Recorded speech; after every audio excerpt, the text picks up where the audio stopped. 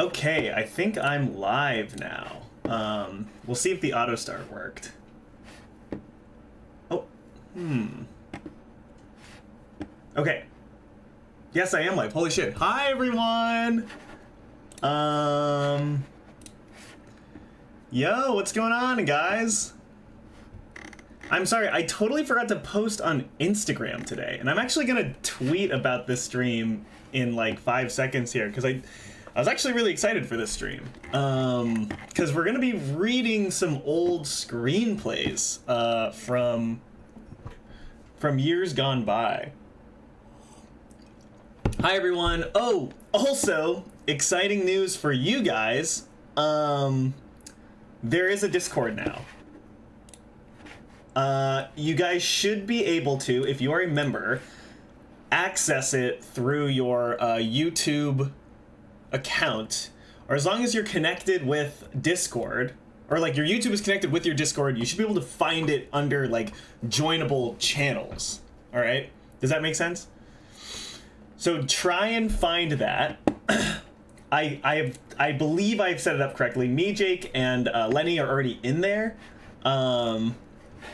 And if you are even the lowest member, if you're either member tier, you should be able to access it. Though the stars get fun yellow names if you're in it. I don't have Nitro. I'll work on getting it, but yeah. $200 for each one in chat right now. $200 per each of you? Guys, come on. You know the boss can be late. You understand that, right? The boss can always be late. It is okay. But yeah, today we're going to be reading some of these fun scripts. Whoa, sorry about that. I have been writing, hold on, I gotta write a tweet. I gotta tweet that I'm live. I fully forgot to tell everyone I was live. I think because I was just so excited for this one, that I totally forgot. I'm not looking at chat right now.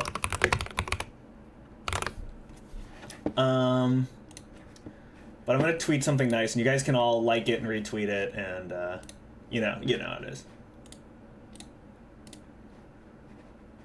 Yeah, I'll just take this. Twitter. I used to write fan fictions on streams a very long time ago. Let's read. Sorry about this. Reading some live today. Come hang. Does that sound good, y'all? And then I'll insert a picture of an old thing. Cool. Okay. Now we can relax, and now I can say hi to everyone. Smoking Toker's Barbecue, welcome to Noodles. Have you guys started joining the... Holy shit, you guys are in the Discord. That's sick. That is so cool that we have the Discord thing going. Lenny, no, not everyone can join. Oh, sorry, can anyone join Discord?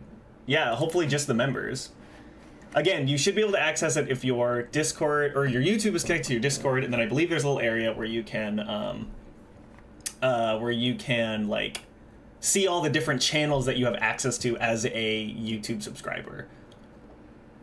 Trying to join, it's not letting you. I can't find the server. Y'all, Jake in chat. Everyone say hi to Jake in chat.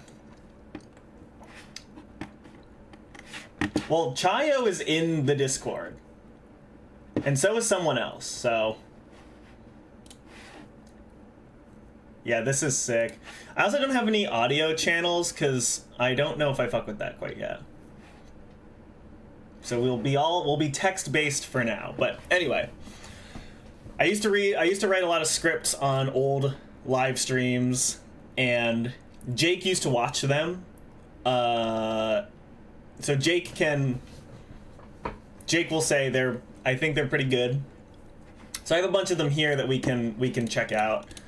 And if you want to watch the videos where these came from, there's a link in the description where you can watch those videos. And I'm looking forward to making more this month, or in the coming soon. Maybe even this week, who knows? Relinking your YouTube worked. That's awesome. Yeah, you do need to make sure your YouTube is, like, your account that you are a member to with this channel is connected so that you can access it. Look at everyone in here. Hell yeah. This is so sick. Okay, cool. Well, the Discord will be there forever. So, again, if you want to be part of the Discord, just become a member of any tier, and you should be able to access that through a YouTube connected Discord account. So, I hope you guys enjoy that. And I know it's not a huge community, but we're strong. Noodles together strong.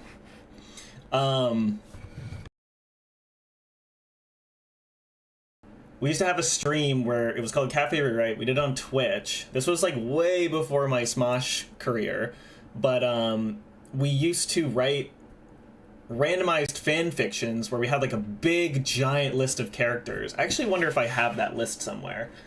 We had a giant list of characters and then a giant list of different like log lines. So it's like, oh, blank goes to the bank, but it gets robbed by blank. And so then we would fit those random characters into that script, and then we would just write it. And it would usually be about like 10 pages.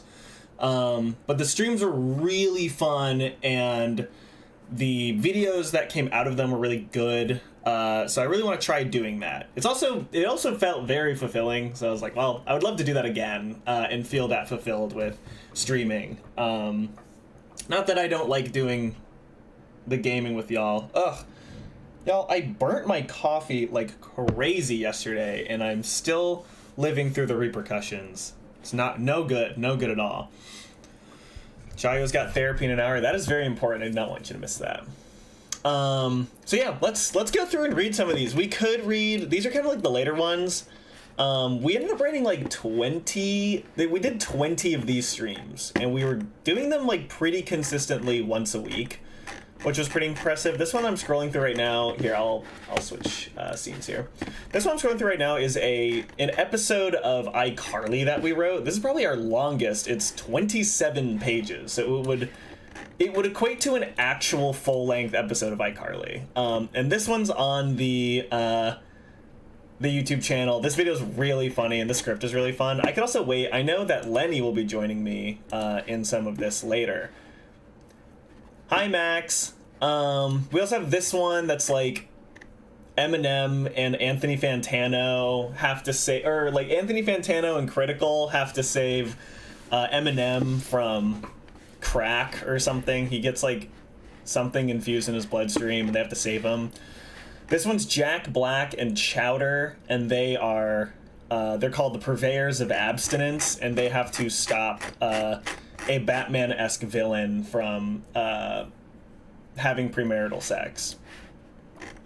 This is The Good, the Bad, and the Panties. This one is Ray William Johnson and Report of the Week fighting Jeffree Star as cowboys. That one's really fun. This one's crazy. This one's like Butthead, Sonic, and Elon Musk are like, they are like writing a movie together or something. This is our first one, Vietnam, Nevada. This one's fucking crazy. This one's just weird. This was our very first one that we ever did, so it just has a lot going on, really. Sorry, I'm just looking for my tabs here. Okay, there we go. Yeah, we got a lot of other ones too. So whichever one you guys sound interested in. These are the most cursed crossover mashups. I love it. Yeah, no, and we did not get to pick any of these. We did not get to pick. Read the one with Nick Cage and Patrick Star. That's a really good one. The one with Nick Cage and Patrick Star is another one that we did on. Another one that has a video, and that's the one where we used interior crocodile alligator as the location so that we could write that funny joke. That one's really good too. Willy Wonka and RuPaul. Oh my god, I forgot about that one. What one is that? That one has a video? Willy Wonka and RuPaul? I almost don't remember that. I have the whole list here. How how many of them are there? 1, 2, 3, 4, 5, 6, 7, 8, 9, 10, 11, 12, 13, 14, 15, 16, 18, 19, 20, 21, 22, 24. There's 25, 26, 27. All of varying quality. They're not like, some of them are just not very good at all. Some of them are pretty good. Guys, we're talking about these fun scripts, not Lenny fan art. I agree with Jake. Are you guys in the Discord right now? Oh, fun. The Discord's having a lot of fun right now. And yeah, there's Worms discussion in the Discord as well. I guess I should probably promote that we do have a membership you can access in a Discord that everyone seems to be having fun with right now. And yeah, please check it out. It's really fun. Hi, Finn. Hi, everyone. Yeah, I forgot to post about the stream today, so everyone's kind of coming in a little slower, but I hope you guys are in there now. I don't remember which one has fucking RuPaul in it, though. We have a one where it's like a fucking band detective emoji movie. I don't even remember some of these. Influencers Through Time, I think, was a good one, if I remember correctly. Oh yeah, Influencers Through Time is with Miss Frizzle and Shia LaBeouf and Naruto and Dr. Evil and all these other characters. That one's really silly. That one has a video as well.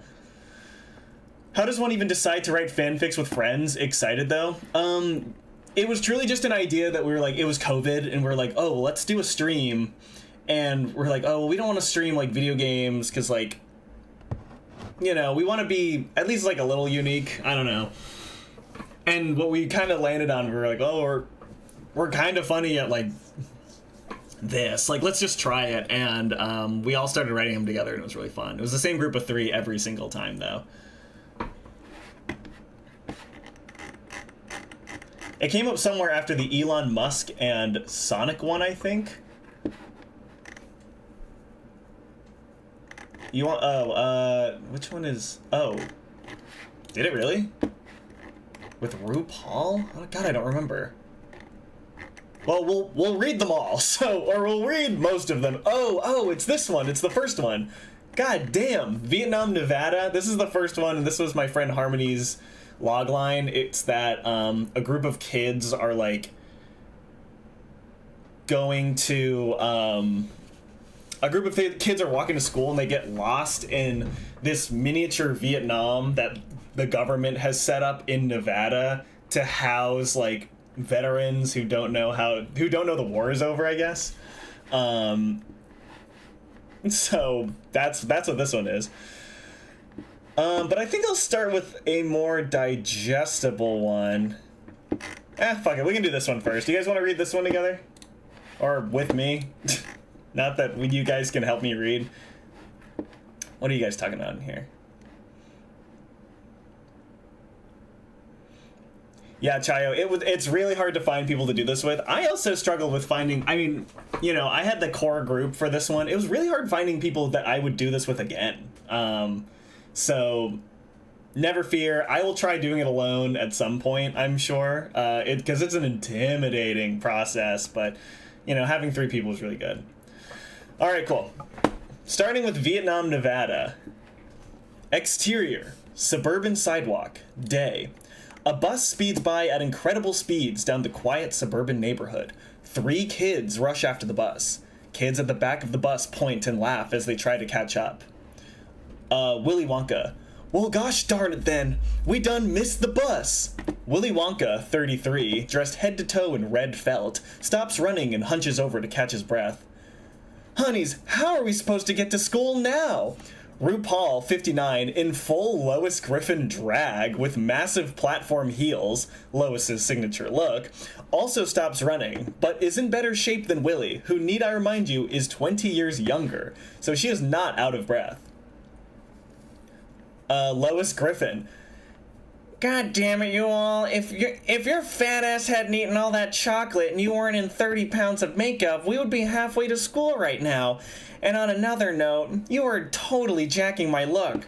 Lois, 45, angrily gestures at RuPaul, who is dressed exactly like her. Willie pulls out a piece of chocolate from his pocket and takes a bite. Sounds like you...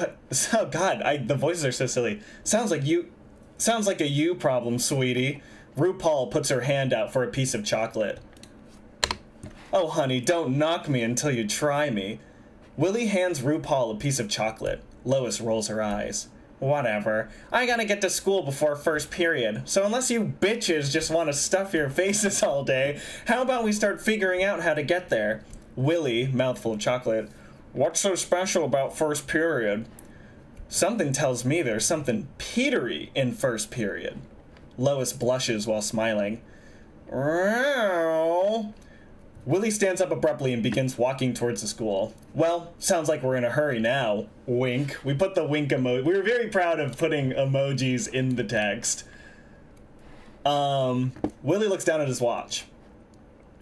First period starts in 20 minutes. I'd say if we ran the path of the bus, we could get there in 30. If I know one thing, it's racing. I bet we can do it in 25. RuPaul runs ahead of Willie at full speed. Lois starts trudging behind them, looking unimpressed. Guys, we don't have to run. See that forest over there? If I know the layout of this town, which I do from countless hours spent geocaching with Stewie, the school should be right on the other side of the forest. I'll bet we can walk through there and make it in half the time. Lois points to the forest ahead of them. RuPaul and Willie turn their attention towards the woods. Score 1 for Team Loey. Willie darts over to Lois and places a roll of Smarties on her head. A Smartie for a Smartie, my dear. Lois rolls her eyes, starts walking towards the chain link fence. Starts walking. We weren't very good at writing at this time. Thanks, Willie. Come on, let's see if we can find a break in the fence. Lois walks away and RuPaul and Willie follow quickly. Exterior, chain link fence. The characters are walking along the chain link fence. It is 8 feet tall with barbed wire along the top. They see a hole in the fence that is just big enough to fit one person at a time. Next to this hole, there's a tattered sign that says, Authorized Personnel Only. Authorized Personnel Only? Trust me, I'm not authorized to look this good, but I do it anyways. Come on, guys. They're just trying to scare us. We'll be in and out in 10 minutes. That doesn't sound very Lois. Seems like some Peter has gotten into your system. RuPaul violently jabs Lois in the gut until she turns around. Willie pulls a loose piece of the fence out from the fountain, creating a big hole enough for them to sneak through. The foundation. The sound of the fence alerts the other two. What? What were we talking about here? Willie pulls a loose piece of the fence out from the foundation, creating a big hole enough for them to sneak through, but we had already... This was the thing, was we were just... There was too many people writing, and so we kept, like... We just weren't really, like, listening to each other, I guess, but, who cares? After you, Lois. RuPaul lightly pushes Lois towards the fence. Exterior forest, a few minutes later. The three find themselves in the middle of the forest. It is eerily quiet. The sounds of leaves crunching beneath their feet fill the space. Willie drops candy behind them as they walk. You scared yet, Lois? Need your boyfriend to come hold your hand? Shut up, bitch. Yeah, that's a good line. Willie sees something shiny in the mud. He is enamored. He reaches down to pick it up and starts singing, I've got a golden ticket. He picks it up to reveal that it is an empty bullet casing. He screams bloody murder. Birds fly up from a bush in front of them. Big long RuPaul and Lois whip around towards Willie, shocked and fearful. And then RuPaul screams, What? Willie, what is it? Willie, I don't know. I just don't know. I've never seen anything like this before. It kind of looks like a Rolo wrapper, but smaller, shinier, and warmer. Lois rushes to Willie and grabs the shell from his hands. She examines the shell. This is a famous harmony line that she wrote, so... The sipping of water is so... Yeah, well, this is a lot of talking. This is, probably the same amount of talking as a normal one. Okay, so this is the Lois line after she picks up the bullet shell. Oh my fucking god, this is a fucking bullet. What the fuck? Oh my fuck, what the fuck is this doing here? In our fucking suburban neighborhood? In the fucking woods? A fucking bullet? Oh my fucking god, Rue, do you see this fucking shit? Fucking Brian the fucking dog could have swallowed this and fucking died. Should we fucking call someone? That one always killed us. There's a really great... In the video, you can hear Harmony doing this line. It's really good. RuPaul trembles and drops her flip phone. Willie picks up the phone off the ground and opens it up. No bars. The group stare at each other in silence. Suddenly, a gunshot, followed by some screams, ring off in the distance. Everyone turns towards the sound, startled. And then here's that fucking... here's another fucking huge Lois line. What the fucking shit was that? Was that a fucking gunshot? Is that where this fucking bullet came from? Holy fucking shit, there's a fucking man with a fucking gun with fucking bullets in our fucking suburban town? We're gonna fucking die, and I won't even get to tell Peter how I feel about him. Not like he would want me anyways. Who would want a single skank with a kid? I'm a used woman at the bottom of the bargain bin, and Peter is the manager of Target. He rules me, he haunts me, yet he never gives me a second thought. As the other dirty bimbos and washed-up losers sift through the trash that I'm buried beneath, I get no closer to the top of this royal shit pile. Perhaps death is not only the answer, but exactly what I deserve. Yeah, that's a crazy line. Wrote that live. I wonder if she had that one planned. I wonder if she had that one in the chamber ready. I don't know, though. It was crazy. I wonder what Lois's fave swear is. Yeah, I have no idea. Hard to say. Well, I suppose we should be heading back home now. The candy trail I made should prove quite useful for... Peter would be lucky to have a woman like you in his life. Now come on, we've made it this far. Let's see this thing through, honey. Are you absolutely sure that's the best idea? Won't it be No, you're right, RuPaul from RuPaul's Drag Race. We're already in this mess and we're gonna get out one way or another. Willie, how much time do we have? Willie looks at his watch. 10 minutes.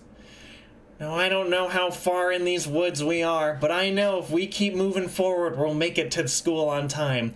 I'll march into that classroom and everyone will... Bullets whiz over their heads. 8 elderly men in full army uniform careen down the hill towards them. They are touting assault rifles and howling into the air. Some are in wheelchairs, which only makes it scarier. And then I guess it's a hard cut. What do you guys think so far? Isn't this terrifying? Yeah. This was the first one. I need these to be animated. These kind of low-key are animated on the Cafe Rewrite YouTube channel. Interior Army Base. Lois, RuPaul, and Willie sit against the wall in the army base. Scattered across the walls are maps, loose papers, and a large sign reading, Vietnam, Nevada. 3 veterans stand around the 3 characters. And that's why we're here. So you mean to tell me that a bunch of mental health wackos sent you all here because you got the shell shock from Nam, right? And this place was supposed to be some sort of cathartic experience to help your mental state, right? And then when they came to get you, you refused to leave and shot them, right? So now you just have to be living out your days as if it were still 1969 Vietnam, right? Yep. Listen, boys, we have class in 5 minutes. Seeing that we're not Viet Cong, could you maybe help us through the woods? Well, don't rush out just yet. It's been a while since we've had a couple of ladies in our camp. Why don't you entertain us for a while? Oh, also, so this is like the big, like, exposition dump here. Harmony here, I don't remember writing any of this, but I can tell what lines are mine because they make me laugh the hardest. That's fucking funny. Yeah, so that's Harmony in chat, and she wrote probably the funniest lines in a lot of these. In Harmony, that's Jake in chat. He is my old roommate. He was a big fan of Cafe Rewrite. But I really like this fucking exposition dump, because you can tell we were like, well, how do we, like, explain this story at all without it just feeling like... I'm pretty sure in the moment we were like, oh, it'd be too boring if the veterans, like, explain this to them, so we'll have the characters do, like, a wacky, like, back and forth instead, I guess, but I don't know. I think it's silly looking back. Okay.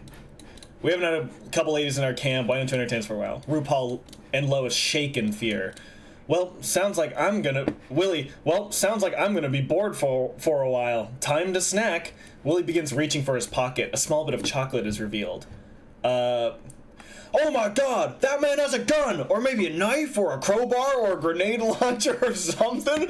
Either way, he's gonna get us if we don't do something about it. Why the hell hasn't one of you shot him yet? Come on, boys, let's get him! That's gotta be a Harmony line. When it's like a weird, like, combination of sentences, that's a Harmony trademark. Suddenly, all three veterans pull their guns from their holsters and begin opening fire on Willie. RuPaul and Lois scream out the door. Exterior forest. RuPaul and Lois rush out of the army base and immediately investigate their surroundings. Right in front of them is a sign reading exit with an arrow pointing left. The two look at each other and nod. They begin sprinting in that direction. Get them! The three veterans run out of the base and start pursuing RuPaul and Lois. Is fucking Willie dead? I don't remember this at all. RuPaul steps on a landmine and freezes. Oh no! No! RuPaul, fuck. She is then blown to pieces. Lois turns around to look at the explosion. Bits of bloody RuPaul flesh rain down on Lois's horrified expression. Tears start to well up in her eyes as she looks at the empty space that was once her friend. RuPaul's entire head lands in Lois's hands, slowly opening its eyes, and lets out one last dissolving phrase. Holy fuck, honey. I think I fully remember... This is another Harmony one where she thought it'd be really funny if RuPaul steps on the landmine and only utters fuck, and then explodes immediately. I saw someone talking about MPreg. We did not get to that. We did get to incest, which we can look into. Yeah, I buried RuPaul, I'm sorry. We didn't want to, but it was the only way, like, because... Oh, you'll see. Holy fuck, honey. A gunshot fires behind Lois. It tears through her abdomen and hits RuPaul's head square in the brain. The head flies out of Lois's hands and splatters against a tree. Lois falls to her knees, clutching her stomach. Yeah, I don't remember any of this. They're all getting fucking shot. Time freezes around her. A tear falls from her eye. She clutches her stomach tighter. No. A distant yell breaks Lois's isolation. She struggles to get back up and flees. Exterior chain link fence. Lois, leaking blood from her wound, crawls through a small hole in the fence. As she escapes the forest, she refuses to look back. She clutches her wound. Interior classroom. The clock reads 7:38, 2 minutes before class starts. The entire class is gathered around Peter Griffin. We didn't do like a proper character introduction here. He's chugging an entire gallon of whole milk while everyone cheers him on. He finishes the jug, throws it against the chalkboard, and everyone applauds. Peter's basking in his glory and doesn't notice Lois walk in through the door. The applause slowly fades as people begin to notice her. She stands in the doorway, dirt and blood dripping down from her head to the floor. And then barefoot, lowercase, period. Peter is the last one to notice Lois. Completely tone deaf, he confidently calls her out. OMG, Lois, you just missed the most awesome thing ever. I chugged Mrs. Tarantino's entire jug of whole milk. She's gonna be so freaking pissed when she goes to have her midday snack and finds that there's no milk to moisten up her cookies. Lois looks at Peter. There's a long silence between them. She removes her hand from her wounded abdomen, revealing a hole through her body. She looks at Peter. I was gonna name her Meg. Cut to black. Yeah, I think that's a good ending. I think this is a really great reveal at the end. The end, by the way. That's the end of the script. This was the first script that me and my friends wrote on a live stream, like years and years and years ago. And this is what kickstarted it all. And I don't remember it being Lois gets shot in the abdomen and reveals that she was pregnant with Meg. Even though she has Stewie already, so it doesn't really make sense, but yeah, this is a good one. That was a banger. I hope you guys enjoyed that one. That was Vietnam, Nevada, our very first script. And I'm pretty sure Harmony's first log line to come out of that. So thank you so much for doing that one. Time for another one. All right, let's see here. I think Influencers Through Time will wait. The Jack Black and Chowder one is really good. But if you guys were talking about Mpreg, we can skip to the incest one, if you would like to. Would you guys like to skip to the incest script? I think that's what y'all are craving is degeneracy. Meg 2 the Meganing, certified banger. What's going on? Today we're reading scripts from an old Twitch show that I used to do with some friends, and we're gonna read more. We're gonna keep reading them. You guys don't want to read the incest script? We can save it for later. I said Mpreg! I said Mpreg! Yeah, I bet you would want the Mpreg one. Maybe that's the first one we do is male pregnancy. Alright. We don't want incest. We do not want incest. Alright, fine. We can do this Jack Black and Chowder one then. How about that? Would that suit y'all's fancy? So this one's called Purveyors of Abstinence, and it is about Jack Black and Chowder on their quest as kind of like a Batman Robin situation. And they have to stop what's his face? What the fuck is his name? Shane Dawson, basically. Their quest is to stop Shane Dawson. So we'll see how this one goes. Fade in. Flashback begins. Exterior movie theater night. A large crowd of people file out of the movie theater. The sign above the entrance is twinkling with lights and reads, now playing, Jack Black and Chowder, Purveyors of Abstinence. So this is the title reveal of the movie. One family breaks out of the crowd and heads down the sidewalk. The parents, Grimace, 34, and Stanley Kubrick, 32, lead their children, really young Chowder, 2, and young Jack Black, 8, into a dark alleyway. Exterior, dark alleyway. The family shuffles through the dreariness. There are many puddles and trash cans scattered around. Stray cats can be seen darting across the alley.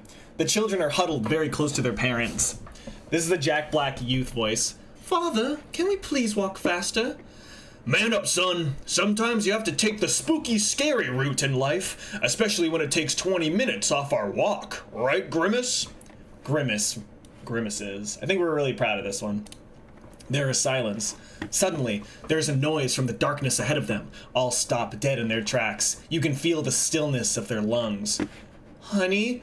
Shut up, bitch! Everything's fine, just keep moving. I don't remember making him so mean to his wife. The family cautiously take a few more, or I guess his husband. They're gay. I remember them being gay, actually. The family cautiously takes a few more steps forward before another loud banging sound rings out. They freeze again. Grimace. Honey! Stanley steps out ahead of the group and takes a menacing stance. Who goes there? An engine revs, and an entire car emerges from the darkness at top speed. Stanley's eyes widen as the headlights illuminate his face and the car collides with his body. Stanley! So, the joke that we were really proud about this one is, that it's like, we're kind of like queuing up like a person's gonna come out and murder them like in Batman, but instead it's an entire fucking car that just speeds through this alleyway out of nowhere, even though it's just like a little rustle, a little like tin can sound. Stanley! Grimace runs to their husband's dead corpse, drops to their knees and starts sobbing. Kyle, 35, emerges from the car. I actually don't know who Kyle is. I think these might be Shane Dawson's parents' names or something. Kyle, 35, emerges from the car. He pulls a woman, Teresa, 36, out of the car by her hair. Damn, bitch, what did they make your mouth out of? Your vagina? Get that shit over here. That line is really good. We were pretty stoked about this line. This shit had me bawling. You can watch this episode on the Cafe Rewrite YouTube channel as well, and I think we have some funny shit to say about this. Anyway, this next part's crazy. This was a Yasmina edition, and she wanted this to happen. The man, Kyle, bends the woman over and begins promptly fucking her. Content warning. As the man thrusts into her, the woman knocks over a nearby trash can, which has a rope attached to it that is attached to a telephone line, which then pulls the entire pole down, which knocks down a nearby tree that has a cat perched on it, and the cat, in fear of the crash, jumps out of the tree directly onto Grimace's face, which is really bad because Grimace is deadly allergic to cats, and immediately starts asphyxiating to death, and Jack Black tries to resuscitate them but fails, and in the exact moment that Grimace's heart stops beating, Kyle ejaculates into Teresa, thereby conceiving a child. This is a hate crime, is the very final line. I think we thought it was really funny that a straight couple, a really horny straight couple, cruises through an alleyway killing a gay family and conceiving of a child. Very sad stuff, but this is the kind of origin story of our Batman here. Flashback ends. Exterior, pre-cum city streets, night. This is our Gotham. Two cars speed down the busy streets of pre-cum city, one in pursuit of the other. Interior, exterior, the chastity chariot. This is their like, Batmobile. Jack Black, 28, and Chowder, 22, are sporting white tuxedos. Like, I know you know what I mean when I say white tuxedo, but this is beyond anything you've ever seen. It borders the furthest reaches of the human imagination. Maybe if you had taken more ACT prep courses, your feeble mind could properly envision exactly how white these tuxedos are. That's a Harmony line, I think. I'm pretty sure Harmony wrote this. Chowder, what's the status? Chowder is looking down at a smartphone that has twitter.com open.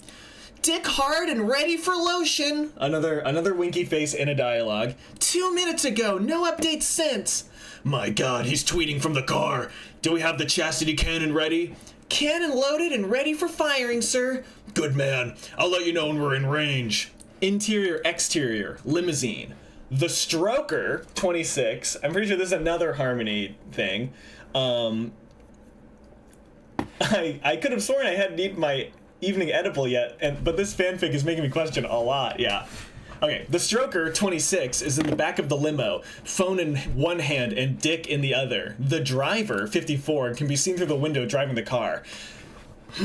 Jenny just liked my post. She's totally DTF. I'm gonna DM her. Stroker opens up his DMs and speaks the message that he's typing out. Hey, baby.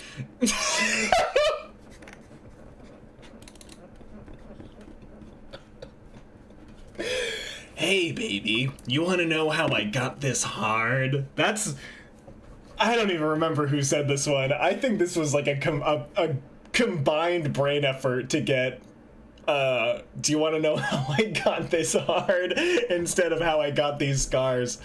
You want to know how I got this hard? Interior, exterior, the chastity chariot. So we get a hard cut here.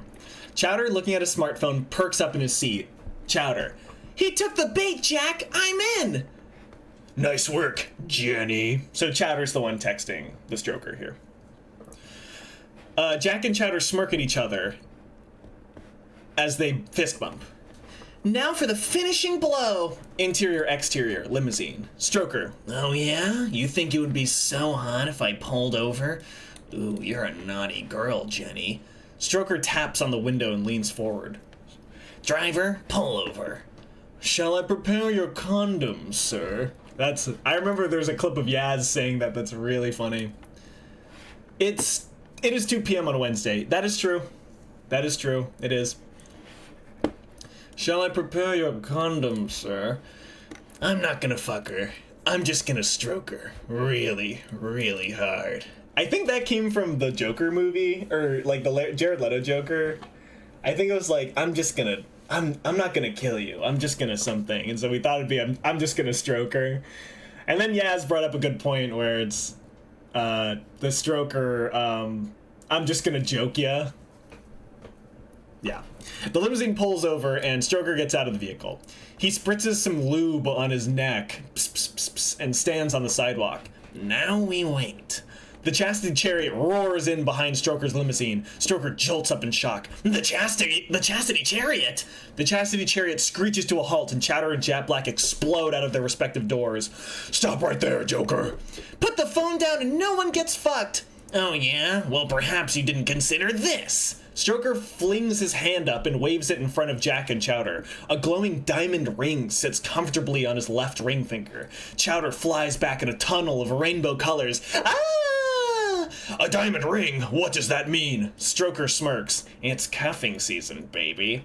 I thought this was a really good... This is such a good line. This is such a good, like... This whole, like, thing here where they, like, you know, it's clearly, like...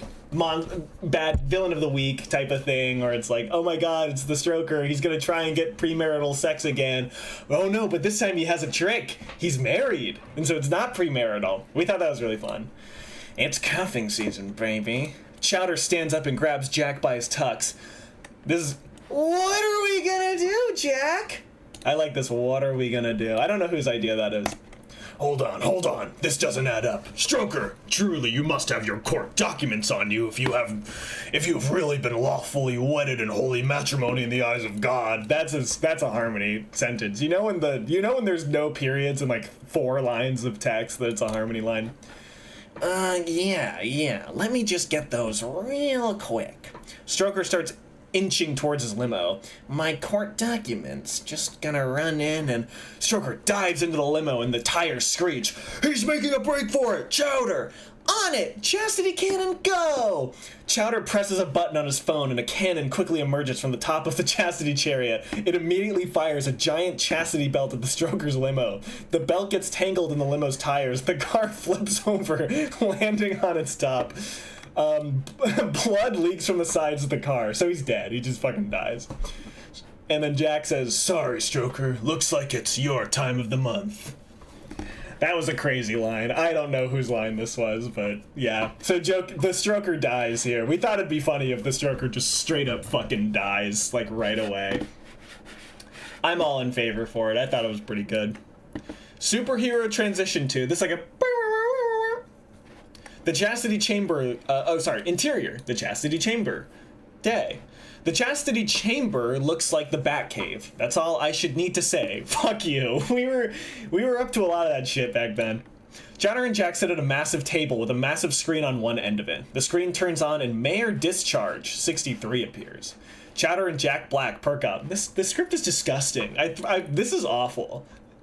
Mayor Discharge, it's you. Yes, it is. It is I, Mayor Discharge, the beloved mayor of Precum City. Mayor Discharge, we killed the Stroker. The one thing he'll be stroking now is the inside of a coffin. He's been cremated. That was a funny one. He would have wanted it that way. Any leads on the diddler? Nothing yet, sir. It's been hard to track him due to the large volume of alt accounts he's acquired. Haha, you kids and your phones. The screen blinks off and Chowder and Jack turn to each other. So this is us introducing the diddler, the next Batman-esque villain in our pursuit of abstinence here. We'll continue. Why didn't you tell him about the OnlyFans? That's a big lead. We don't want the cops to have that. This could be our big bust. Don't say bust! Yeah, you guys get it. Sorry.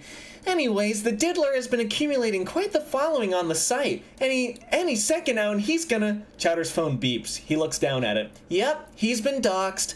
Looks like his name is Shane Dawson, a popular YouTuber. So a little bit of a reveal here. We get the backstory. We've been looking for the diddler. We found him. Did his address get leaked? You know it, and you're not gonna believe it, but he lives right here in Precum City. Well, what are we waiting for? To the Chastity Chariot! Interior, Shane Dawson's house. Stay. God, this one's long. This one's 19 pages long. We did this in one sitting. Someone in chat says, Warped says the worst stream yet. Best stream yet. That's very nice. Do you guys like the diddler? Guys, who's your favorite character in this script so far?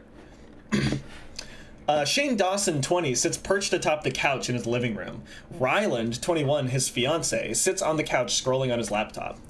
Ryland, honey, any new listings on the shelter's website? Yeah, we got a little fucked in this one.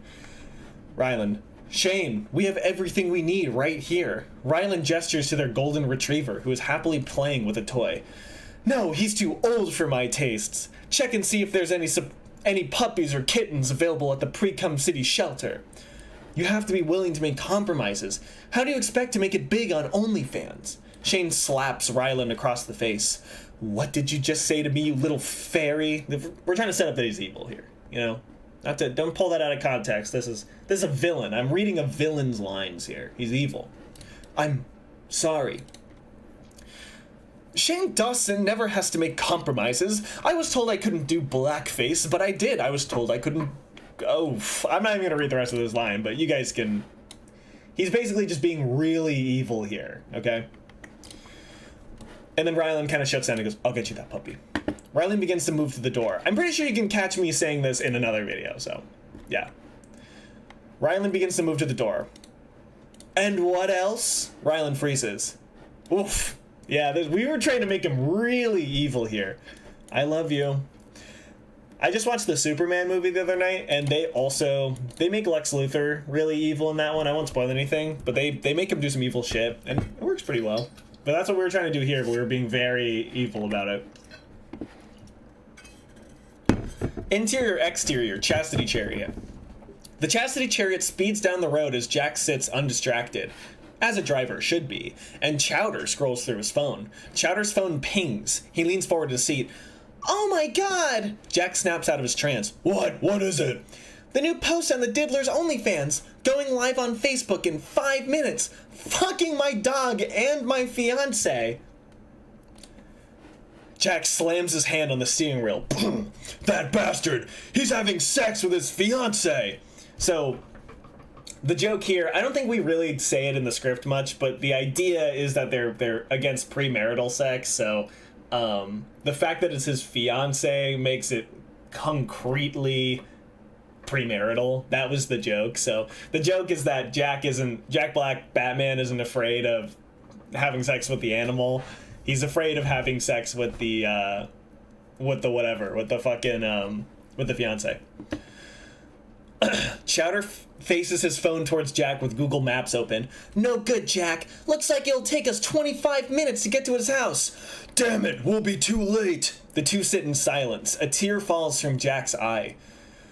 Mom, Dad, what would you do? He rests his head against the steering wheel. A thought bubble rises from his head. In the thought bubble is flashback begins, exterior movie theater night. So, do you guys see what's happening here? We got a little callback. The family shuffles through the dreariness. There are many puddles and trash cans scattered around. Stray cats can be seen darting across the alley. The children are huddled very close to their parents. Man up, son. Sometimes you have to take the spooky, scary route in life, especially when it takes 20 minutes off our walk. Right, Grimace? A car swings into the alleyway and kills Stanley on impact. Flashback ends. So you guys kind of get it here where it's like, Chowder says it's going to take them 25 minutes, and then the flashback says you need to take 20 minutes off your walk, and the live stream's in 5 minutes, so they have to get there. And you see what we're doing here? The thought bubble bursts. Sometimes you have to take the spooky, scary route in life, especially when it takes 20 minutes off our walk. Huh? What was that? Jack grabs Chowder's phone from out of his hand and begins navigating through Google Maps. Man up! And this is like both of them, because man up is from the flashback. I think in the video that we made about this one, which link in the description for all of these videos, he says man up. His finger presses on a route in Google Maps. The number 25 becomes 5. But that takes us through the spooky, scary alleyway. Jack places the iPhone in the little iPhone holder that's wedged in the AC vent in the front. Shut up, bitch. Everything's fine. Just keep moving. The car screeches and zooms out into the street at full speed. Jack turns the car on a dime into a spooky, scary alleyway. Chowder covers his eyes. Exterior, spooky, scary alleyway. A family, father, 60, hamburglar, 59, son, 12, brother, 8, walk through the alleyway.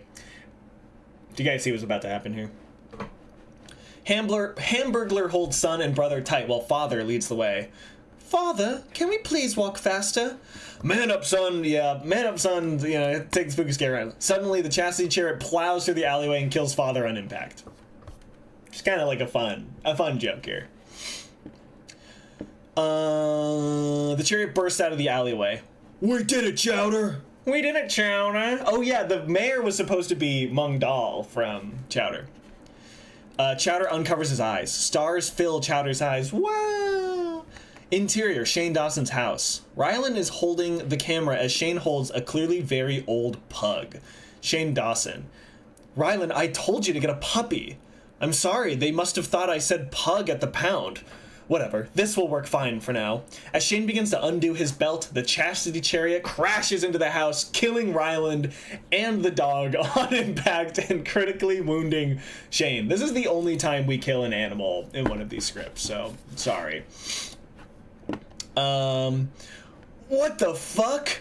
Shane crawls over to Ryland's body. I was gonna let you get to third base. Jack Black steps out of the car and presses his foot on Shane Dawson's head, driving him into the ground. The only base you're gonna be getting to is 6th. Jack presses down violently, crushing Shane's head. Yippee-ki-yay! Immediately, a horde of people from the press burst through the door. They surround Jack and Chowder, shoving cameras and microphones in their faces. Jack stands up and raises his arms, quieting the crowd. He does look one of these. Gentlemen, please, call me Jack Black. Allow me to begin with a story. When I was a child, I thought sex was cool, but then my parents died because of it. You feel me? The crowd grunts in agreement. Many of their families have perished in a similar way. It is a common occurrence in Pre-Cum City. Hell yeah to that. that's a Harmony edition here. And then I was in a cool band, and I know I don't need to say the name of that band, but it rhymes with Talking Heads. I don't remember this line at all. I don't think this is in the video. Shit. Well, that was the name of the band, wasn't it? Secret's out. Actually, before I continue, I would like to clear something up from earlier. When I crushed Shane Dawson's head with these boots... Jack lifts his boots and gestures at them. The crowd oohs and ahs. I think this is the way that we try and stretch the scripts out, or it's just kind of like nonsense. They're just fucking reading. I said the line, and I quote, the only base you're going to be getting to is 6th. This was in reference to Shane moments before saying that he wanted to get to third base with his now dead fiancée. I realize now that my choice of words may have been a bit confusing. The joke here is that he would be 6 feet in the ground. I also want to acknowledge that this could be seen as sloppy, as it is the second time that we have made a burial-related joke in this script. Speaking of which, what did y'all think of the stroker? Jack Black throws his arms into the air and opens his mouth excitedly. There is no one there. The house looks as though it had been deserted for years. There's a pile of dog bones and some purple clothes strewn around Jack. He stands like a statue, frozen in time. The wind can be heard whistling through the broken windows of the house. Beat, beat, beat, beat, beat, beat, beat. Jack finally breaks. Aha, all right then. I think this one definitely didn't land the same way that the first one we read landed, but I like this, like, speaking of which, what did y'all think of the stroker? That was good. That's a good line, but unfortunately, I don't know why we ended it like this. Sometimes we all watch a movie together, or we've, like, one of us had, like, watched a movie the night before, and it just fucking influences the way that we write these like crazy. I don't know what we could have possibly, maybe we watched Batman before this or something, or like one of us did. But yeah. Anyway, what'd you guys think? Also, I just want to say for memberships, I don't know if you guys have noticed, there are new emojis that you guys can access now. We almost have noodling finished writing. So you have Noodli and N, so you guys can write whatever you want with those letters. And also, you will have access to the Discord, which I think is doing well. What did you guys think of the fic?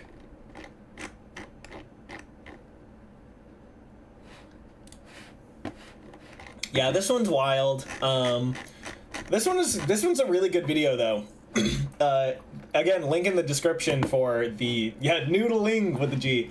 Link in the description with the channel that has the videos for these scripts. The two that we read have videos. I'll say this Purveyors of Abstinence video is a lot better. Doo-doo, hey!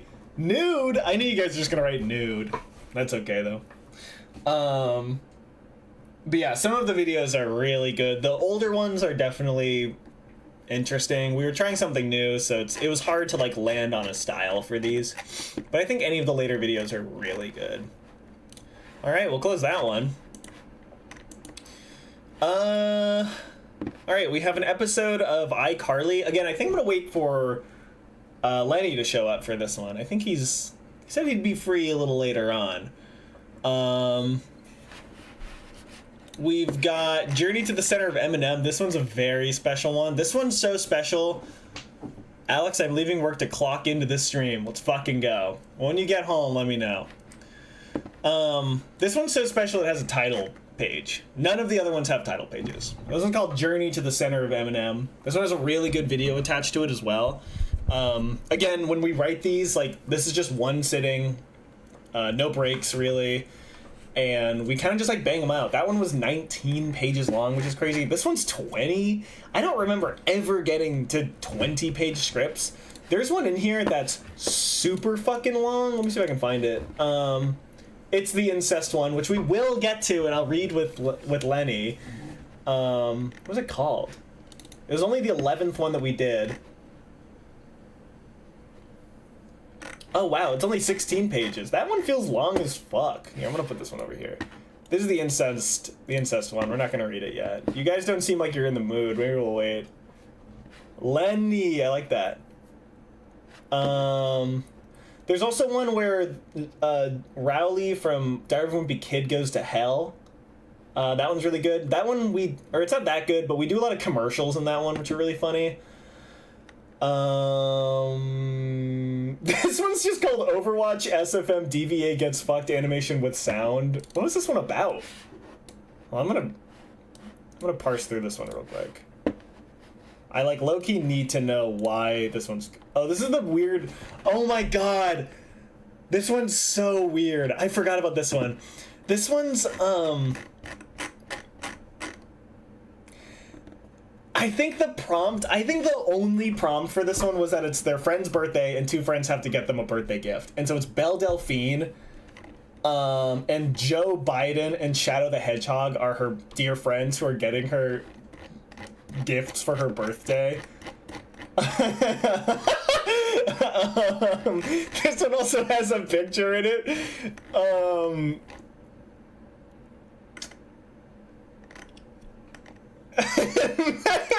You know what? Let's just read this one really quickly. This one's about Belle Delphine in a wheelchair. I'm not even gonna do voices for this one. I'm just gonna read it. I'm just gonna read it straight because I want to remember. Okay.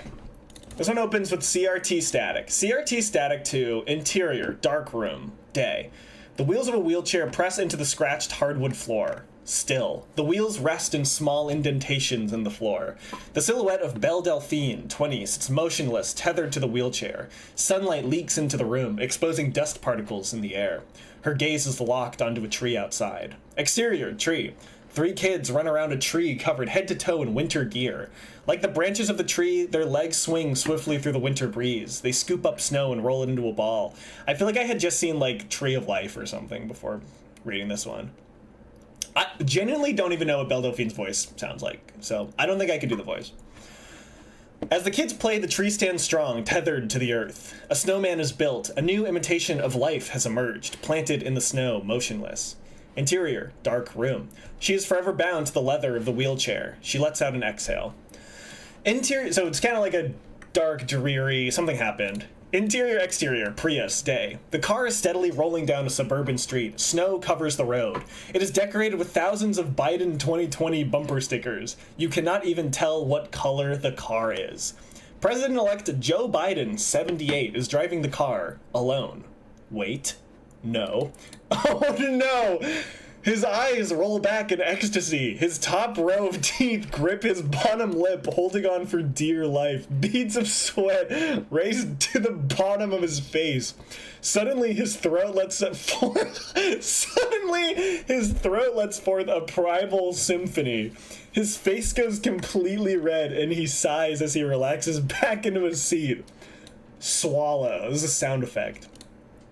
Shadow the Hedgehog 21 emerges from Joe's crotch. He wipes his lip and puts his seatbelt on, so...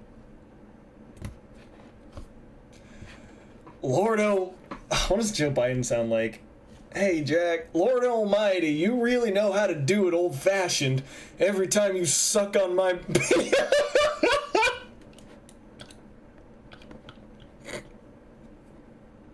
I'm not even reading that. It gets better and better. My pleasure, Mr. President and husband. A little bit of a relationship drop there. By George, I can't wait to see old Belle. It's been a while. She stopped posting on her OnlyFans, which I used to jack off. I guess we forgot a word. I'll tell you, Sonic, I'm fixing up to ask her for a refund. Oh my god. That's crazy. Shadow. This is awesome. This is an awesome double fucking. This is an awesome 2 lines. I'll tell you, Sonic, I'm fixing up to ask her for a refund. I'm Shadow. Apologies, my hedgehog husband. I don't mean to be this way. Some of my best friends are hedgehogs. Hell, I'm married to one. Oh my god.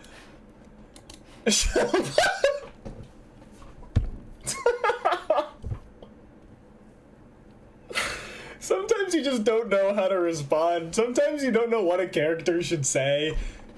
And so you just say, Shamo, Shabibi, Shamod. Sometimes that's all you can say. Interior, staircase. Belle Delphine is strapped into one of those mobility chairs that take disabled people up the stairs. You know, like that scene from Up. Is that a scene from Up? I don't even remember. Interior, Belle's bedroom, continuous. She reaches the top of the stairs and wheels into her bedroom. The room is overwhelmingly pink. She moves over to an empty hamster cage. The hamster wheel sits motionless. She stares longingly at it. Interior, exterior, Joe's Prius. Yeah, this one's a sad one. If we all leave, maybe he'll stop. I'm sorry, guys. Hey, listen, if you don't like the scripts, you could tell me. What if we all left right now? Shadow. Okay, interior, exterior, Shadow's jerking off Joe with his right hand. And by the time she woke up, her ability to walk was gone. My God, what a shame, what a damn shame. That poor, sexy woman. Yeah, I feel really bad. The ability to stride is a gift bestowed upon humankind by the gods. What about this Peloton bike? Enter code Cafe Rewrite at checkout to get a 15% off purchase bestowed upon Belle Delphine by me.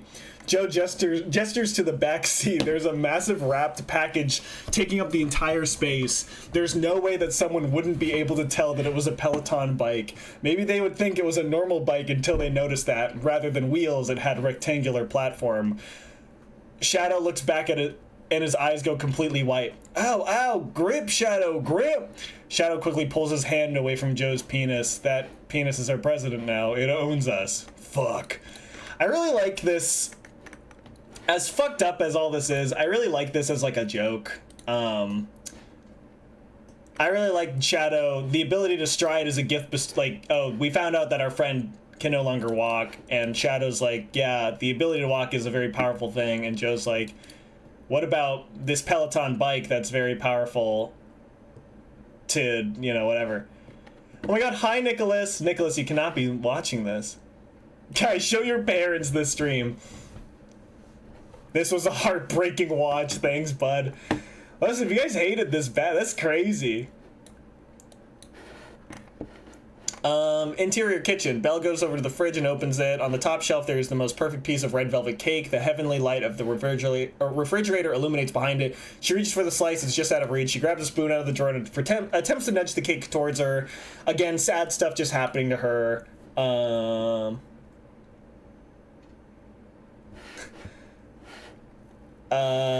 Fade to black. Fade in.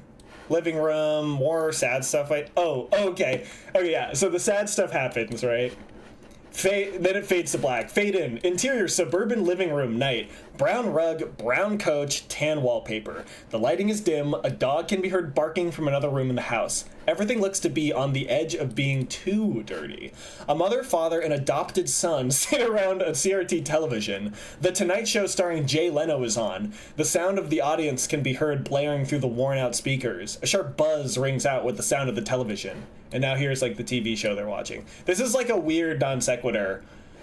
The audience is roaring with applause. Cameras point to Jay Leno, 70. He smiles as he waits for the sound to die down. So, did you see this? Did you hear about this? There's this girl, Belle Delphine. Some kind of interesting... Oh, God. God, we were crazy back then. The audience laughs at this. It's the funniest thing they've ever heard. There wasn't even a cue card up. This is just what they think is funny, I guess. Yeah, so anyways, oh my God, finally got what's coming to her. Apparently she got in a little accident, probably from... Jesus Christ. We're pretty good at writing villains, I'll say that. Alright, it seems like, y'all are eating these up. Can we get a fanfic with all the members? No, we're not writing fanfics about... Listen, the future of this is no fanfictions about real people. Alright, that is the future of this. We're only working with characters. That is the special... I think that's the special thing about these. My fucking camera is out of focus. And... boom. Okay, I think I'm gonna leave this one. This one hasn't aged very well.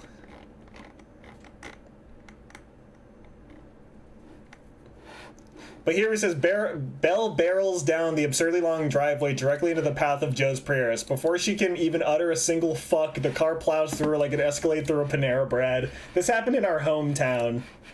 And this is the photo from the news. Alright, let's do a different one. We're reading old screenplays from when I used to write screenplays on stream. And this was like years ago. Link in the description with some videos of these.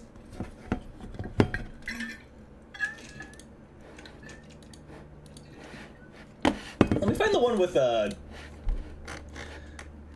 there was one that was really good where they're working at a they're working at like a gas station or something. Where is that one? Is that Betrayal of the Bands? No.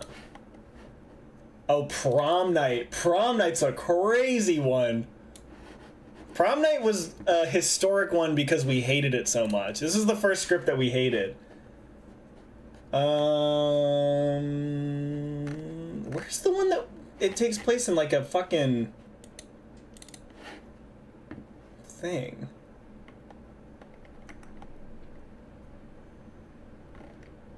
No, not that one.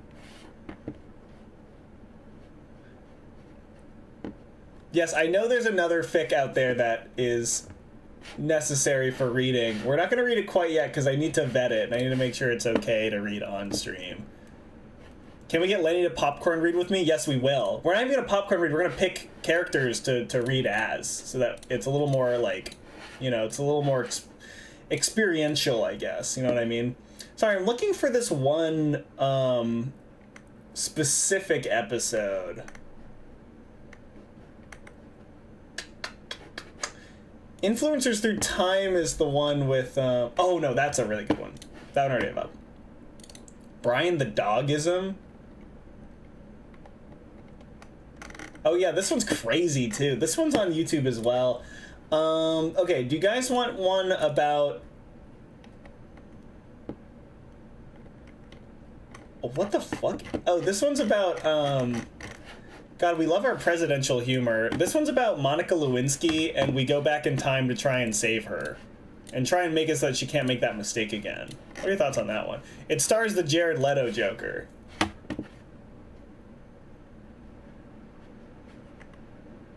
There's also one where we write an SNL episode. I don't even know where that one is. Oh, here it is. This one is an SNL episode starring Scott the Woz as the guest. Can we read the Zootopia abortion comic? I'm only reading ones that I wrote at the moment. As says the thumbnail and title.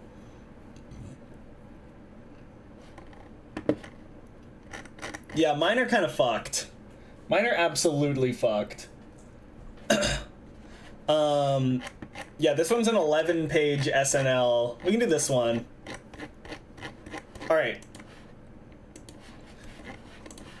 This one has a picture of Yaz in it, if I'm not... Again, this is in... Oh, no, it doesn't. This one also has a YouTube video. It's very strange, and it's very fun. But here, we'll read this one. This one is an SNL episode starring Scott the Woz as the host. And we'll just go for it. Interior, SNL stage. The band plays an SNL tune as the crane camera zooms above them. The audience is cheering because they have to. Scott the Woz, 24, struts down the stairs and waves at the audience with a smile. Colorful pairs of underwear fly at Scott's face. He catches one with his teeth and winks at the girl who threw it. She sighs and collapses. Scott opens up his jacket to reveal it is lined with copies of Fling Smash for Wii, a rabid response from the audience. He begins throwing copies into the crowd. Heads collide. Families yell at families that are smaller than them. Two nearly naked women rip each other's hair out over the last copy. A baby, played by Kyle Mooney, 36, runs out with a wooden baseball bat and starts beating the women to the ground. The audience laughs. I'm a baby. Kyle runs off stage to a standing ovation, high-fiving Scott before disappearing into the wings. The crowd finally sits and quiets down. The band climaxes the song and comes to a halt. Hey all, Scott here, and the cheering immediately continues. A woman oh god, a woman squirts so hard it rips a hole in her pants. Paramedics rush over to help her. She gets up and runs at Scott full speed. A paramedic panics, draws a gun, and shoots her. The audience goes silent and stares at the lifeless body, now leaking a river of blood. Scott's eyes shift back and forth before quickly stepping in front of the body. Live from New York, it's Saturday night! And then the audience cheers as the SNL intro plays with Pete Davidson, Kate McKinnon, Kenan Thompson, Kristen Wiig, Michael Che, Colin Jost, Kyle Mooney, etc. Fade out. Alright, now here we go on our first sketch. So now we wrote a sketch for SNL in the event that Scott the Woz is ever the host. Interior, recreation of Scott the Woz studio.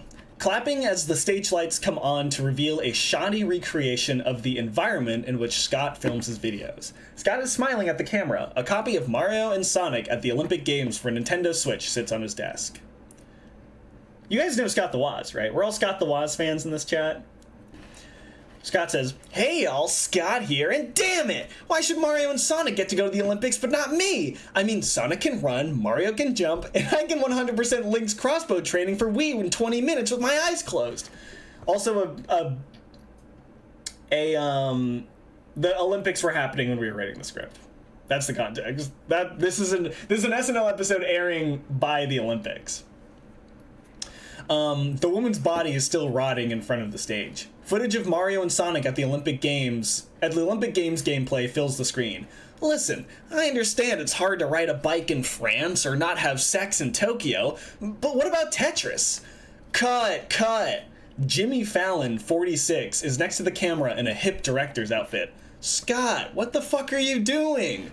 The audience cheers. This is his first time back since he did the bit for the anniversary where he played the Sheldon Big Bang Theory guy on Jeopardy. Well, Scott the Woz director Jimmy Fallon, I'm reading the script you wrote. Scott, you fucking idiot. You should know by now that I don't write the scripts. I'm just the cool director keeping things hip behind the scenes. Then everyone laughs because it's self-referential. Jimmy Fallon briefly breaks character to also laugh. The camera cuts to Scott, also trying not to laugh. well, can't. Scott hides his face as he bursts out laughing. The audience loves this. Yeah, so we're kind of like, we're making it so that they're all fucking laughing. After a few seconds, Scott regains his composure and stands up straight. Well, can't we get him or her or... Scott looks directly at the camera. Them. The audience hoots and hollers. The non-binary demographic that watches SNL is thoroughly satisfied. Can't we get that person whose gender I'm not certain of in here? The audience laughs. It's a joke now. Do you want your Raycon sponsorship or not? Just do the damn video. All right. Scott takes a deep breath and then looks ahead of the camera. Ever since 1896, athletes from every country have... I forgot this line. This line is really funny. Ever since 1896, athletes from every country have gathered together to do sports and play games. And ever since 1996, I've been gathering with my friends and having a circle jerk to that one hot girl from Conker's Bad Fur Day on N64. Scott breaks and looks back at Jimmy. Scott, what is this? I would never say this. I'm family-friendly Madden 08 guy. Who wrote this? Oh, dear Christ. Can we get the writer in here? The door bursts open to reveal Alec Baldwin, 63, dressed as Donald Trump. So here we have, you know, another SNL thing, Donald Trump. I wrote the Scott the Woz video. It's great. I love Scott the Woz. Let me tell you, the joke about him jerking off his friends is the best joke this show's ever seen. The crowd is losing their minds. The women in the front are giving premature births from laughing so hard. That's gotta be a Harmony line. Oh, brother. It's that guy from Donald Trump's Real Estate Tycoon for iOS and Android. We need a new writer. Send in someone better than this guy. Anything would be better than this guy. Jimmy gestures at Alec Baldwin as the audience laughs. Alec Baldwin is tearing up. He has forgotten where he is. He's taking this insult personally. Just a little... I think we were getting bored while we were writing this one. Jim Carrey, 59, emerges dressed as Joe Biden. Roaring cheers. Listen up, bitch. I'm the new Scott the Woz writer. Women are going crazy. Men are going beast mode. Everything is in chaos. Fade out. I guess that's the end of the sketch. I remember something like Yaz was not having this one, and she thought it was too long, and so he cut it. I feel like that sketch could have kept going for sure. Okay, fade in. Interior Olympic Gaming Tournament set. So this is the second sketch of this SNL episode hosted by Scott the Woz. In chat, I hate when I laugh so hard I give premature birth. I know, it's terrible. A table is set in the middle of the stage with 3 gaming PCs lined up next to each other. At the table sits Jimmy Fallon dressed as Ninja, Kenan Thompson dressed as Dream, and Scott the Woz as himself. Michael Che and Colin Jost sit at a separate table wearing headsets commentating the match. Representing Woznia is Scott the Woz. I'm actually half Woznian. This is pretty good. I think Yaz wrote this one. This is a banger. This sketch feels like a COVID fever dream that would have done numbers on my TikTok. I think if we had filmed it IRL, it would have done pretty well. Scott, I'm actually half Woznian. I love the country, but I hate the people. That's awesome. Whoops. Michael Che looks at Colin Jost, horrified. I'm gonna have to disagree. Anyway, representing Sweden is Dream.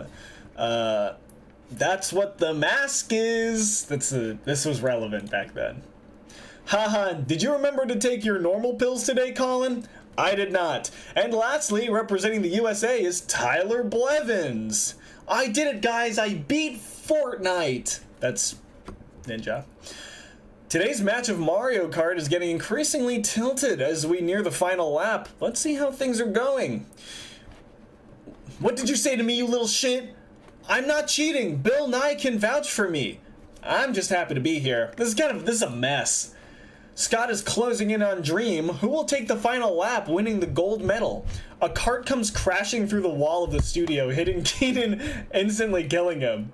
Oh, Elon Musk shows up, I guess. Wah, I'm gonna take the gold. Wow, I didn't know Wario from WarioWare was gonna be here. I'm a huge fan. Here, sign my Wii U gamepad. Fade out. We must have had some sort of vendetta on this script, because we did not spend any time at all. Alright, fade in. SNL stage. On stage 1, Scott stands dressed head to toe in perfection. The women are swooning. Stage 2 is completely black. Ladies and gentlemen, SpongeBob SquarePants from Battle for Bikini Bottom for PS2 and GameCube.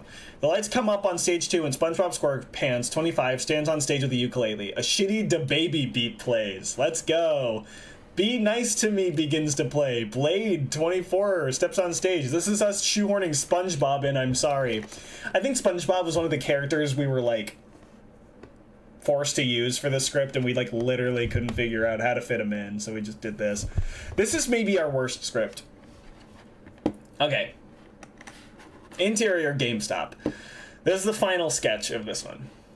Scott stands behind the corner wearing a GameStop uniform. God, I would shoot him if I could. Just thinking out loud here, there's an aiming reticle over my mind's eye that's looking awfully good right now. Imagine the audience's shock. Bam! One shot to the head. Finally give Fallon the trauma he deserves. Why did we write that? Why is this included? Kyle Mooney walks in dressed as a character from the movie Zathura. The Josh Hutcherson one, it's very obvious, trust me, he wears a shit-eating grin. We just fucking hated this script. We hated this shit. Yasmina! This is my friend Yasmina, 19, walks on set and Scott's face lights up. Yas, my girl! I don't really watch his show. There's a whole bit where Yaz didn't really know who Scott the Woz was, so I think this last one was like Yaz and Scott have like a small romance. Scott runs over, sweeps Yaz off her feet and embraces her. Alex 22 and Harmony 23 enter the GameStop. Yaz, I need to disclose something important to you. You can tell me anything, my friend. Alex and Harmony turn away to peruse the Wii game section. They do not want to overhear the secrets. I've been reflecting a lot about who I am and how I am. You know, how people see me and how I see myself. Go on. And then Scott's name changes. I want to start going by Sally the Wally and using she-they pronouns. Yaz smiles and gives Sally a hug. There's an infamous line here where Harmony writes that, Lenny, we'll get you in just a second. But where Yaz goes, what the fuck is a Woz? She gets really confused about Woz. Yaz, I'm so proud of you, Sally. I respect you and love you. Sally begins to tear up. Harmony and Alex approach the counter and the hug breaks. Sally wipes tears from her eyes. Did you find everything all right? Alex holds up a copy of Family Feud for the Wii. Did we ever? Sally looks at the camera. Hey, y'all, Sally here. And that's the end. Maybe our worst, but, you know, not as sad as that Belle Delphine one. That one we can't go back to, unfortunately. All right, we're going to get Lenny in here to help me read some of these. We're going to do the iCarly script next, I think.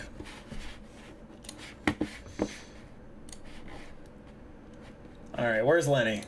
I'm going to call him. Actually, I'll call the group chat with Jake, too, in case Jake wants to get in here, too. Oh. All right. If you guys are tuning in just now, we are reading old fan fictions from an old show I used to do. And we're going to do an iCarly script next, I think, called I Got a Date. So basically the way that this one was, it was a Valentine's Day episode, and we're going to write a Valentine's Day episode of iCarly because there's actually not one.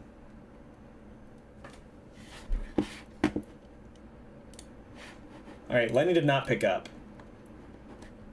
So I'm sitting in this call alone. This is maybe our best script. This is maybe our best script to date. It feels like a real episode of iCarly. It's also the length of a real episode of iCarly. It is a full 27 pages. So yeah. And then I'm going to send them the link to this. Whoa, I just dropped the microphone. What the fuck? What the fuck? We are waiting for Lenny to respond so that we can get him in here to read some scripts. We're going to read an episode of iCarly that is never been seen. No, Shane's character's not in here because I didn't know Shane when I wrote this. I didn't know who he was. I'm glad you guys like iCarly. This is a really good episode of iCarly that we wrote. We should have sent it to them, but we didn't. Let's go, Lenny. Let's go. Oh, Jake's at Longhorn right now. Damn. Foghorn, Leghorn. Lenny, get in here.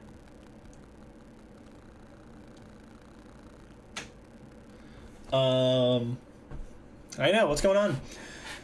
Again, guys, and this iCarly episode also has a video attached to it that's really good. So if you guys are ever, like, if you guys think the script is really funny, you want to see the actual, like, writing process, all the videos in the description are the writing process of all of these scripts. So if you're wondering why if you're wondering why a decision was made, just feel free to watch one of those.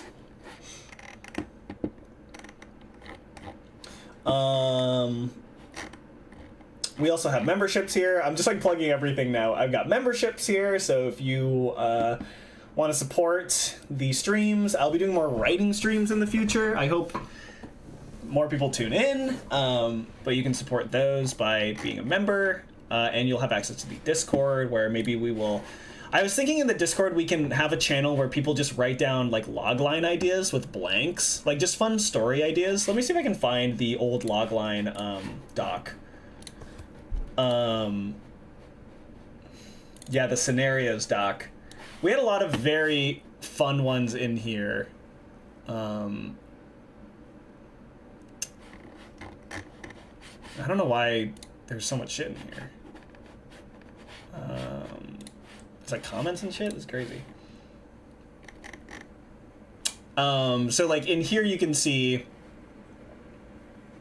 like this one, generate a random Pokemon for each character. It's finally time for character 1 to set off on their journey to become the world's greatest Pokemon trainer. Along with their friends, character 2 and 3, can character 1 conquer their first steps into the woods? Like, you know, and then this one is, you know, would be a good example of like what I would want to ask y'all to write if you wanted to be involved. And that would be in the Discord. Character 1 is cheating on character 2 with character 3. Very simple one. This one's really fun. Randomly choose another scenario. That scenario has now gone sexual. So, like, this is, like, a fun... If we generate this one, we generate another one as well. Whoa.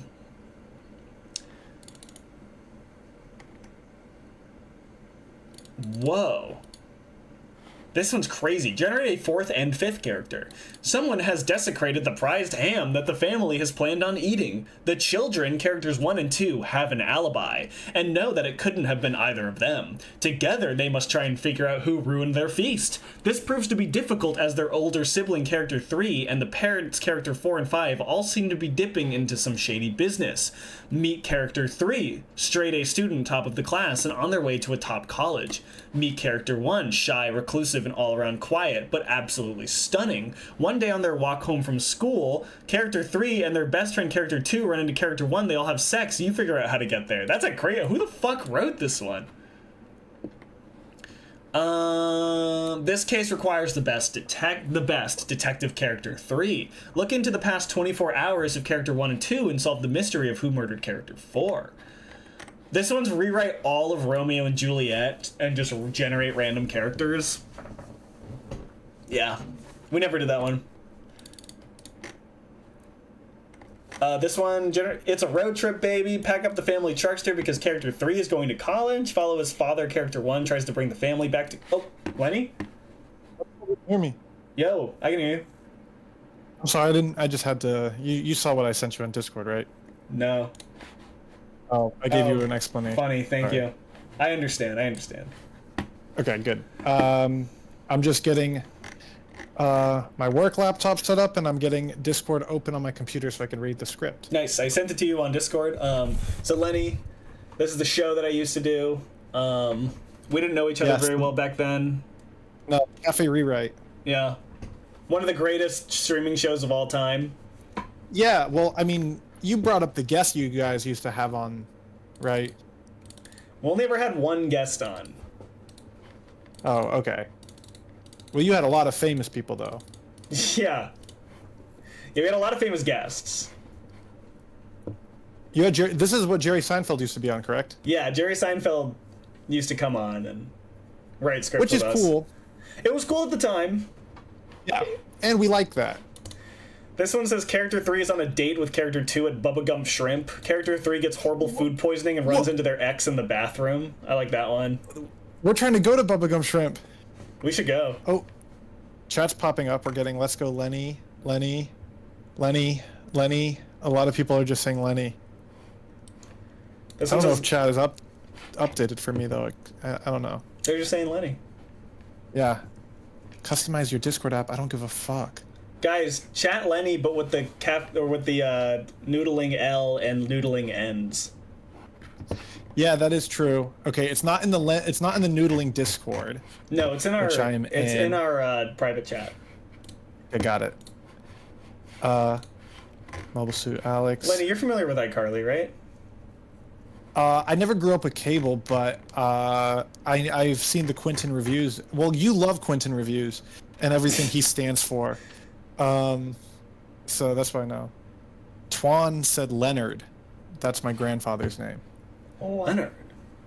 Yeah, Lenny. Okay. I love that. Lenny plus pregnant reader, says concerned boss. Oh my god. Yeah. Okay. These are sick, guys. Yeah, the Lenny and pregnancy stuff, that's what you're chill with. You're like, that's fucking That's cool. fun. We should do that. Well, we got to do Mpreg. We'll see. And I like that. We like that. All right, I'll do stage direction. Do you want to be Freddy? Yeah, what page are we on? I'm gonna start on the first Or have page. you- Okay, so just to confirm, interior iCarly studio is the first line. Yeah, afternoon. Okay, perfect. Cool. All right, here we go, guys. This is a reading of iCarly episode X. I Got a Date. It is an episode of iCarly that I wrote. Me and my friends wrote a couple years ago because there's no Valentine's Day episode of iCarly. Interior, iCarly studio, afternoon. Two teenage girls, Carly, 15, and Sam, 15, are dancing in place in front of Freddie, 15, who is pointing a big camera at them. Carly is dressed in a purple and black striped long-sleeve shirt with a black denim skirt with purple leggings underneath, and open-toed shoes, a pink heart-shaped glasses. We're trying to do like the really crazy, like, Nickelodeon outfits. Sam has a headband with heart antenna on it and a purple zip-up hoodie. All right, do you want to be Freddie? Yeah, I can be Freddy. All right, do it. In 5, 4, 3, 2. Freddie points at the girls and they spring to life. Hey! All right, I'll be Carly, you be Sam. Okay. I'm Carly, And I'm Sam. and this is iCarly. iCarly. Sam, do you know what day it is? Is it pizza in a bowl day? Yeah. Wait, what? No, it's Sam rushes up to Freddie and shoves her face in the camera. Pizza in a bowl day. Sam presses a button on her remote, which sounds an air horn in a deep voice saying, "Pizza in a bowl day." Shirtless men, 25, with big muscles and penis, parade out onto the set holding a giant salad bowl. Whatever is inside barely resembles pizza. The cheese is semen white and bubbling like a haunted swamp. They place a huge bowl on the ground. The men all line up as Sam dances around them. Carly is in the corner, mouth agape. All right, guys. Why don't you tell us about this lovely dish that you prepared for us? The camera zooms in on one of the shirtless men. It's in a bowl? Sam jumps into frame and presses the pizza in a bowl button again, and again, and again, and again. The camera pans over to Carly, who motions at Freddie, very confused. Carly, would you like to be the first one to sample this? Sam presses the pizza in a bowl button again. Yeah, sure, okay. Carly walks over to the bowl and sticks her hand in. There's a simmering sound as her hand recoils. Ow! Fuck! That's really fucking hot, Sam. Freddie scrambles over to the computer. A sensor beep plays right after Carly finishes talking. Sam hits a button on the remote. Yeah. Sorry. Sam hits a button on the remote, and the random dancing sound effect plays. Random dancing! Bright lights flash and loud music starts playing. All of the shirtless men and Sam start dancing intensely. Carly rushes over to Sam, fuming. Sam, what are you doing? What is going on? This is stupid! A voice echoes from the ceiling. This is you. Cupid? No, Gibby, not yet. Gibby, 15, shirtless, wearing tiny wings, a halo, and a diaper, holding a bow and arrow, falls from the ceiling. Gibby! Gibby falls directly into the bowl of steaming hot pot pizza. It audibly simmers like a steak on the grill. Gibby. I'm sorry. I'm sorry for laughing. I know you told me don't to laugh. I'm sorry. I didn't say that. My favorite part is this. Yeah, what are you doing? This is stupid. Cupid? I don't know who came up with that, but that was good. Gibby screams out in agony as everyone panicked fails to do anything.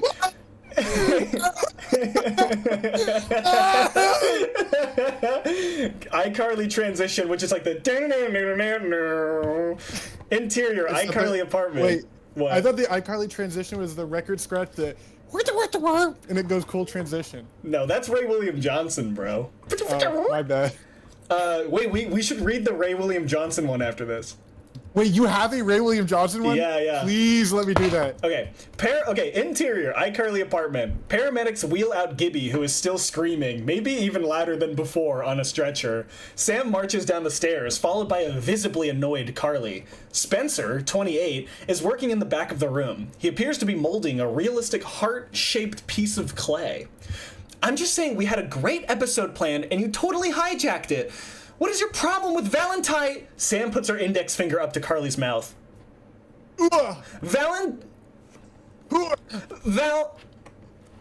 Just fucking stop it, Carly. Spencer rushes over to the pair and steps in between them. You can be Spencer. Hey, what's going on here? Sam's being a dinkhole. You're a dinkhole. No, what's a dinkhole?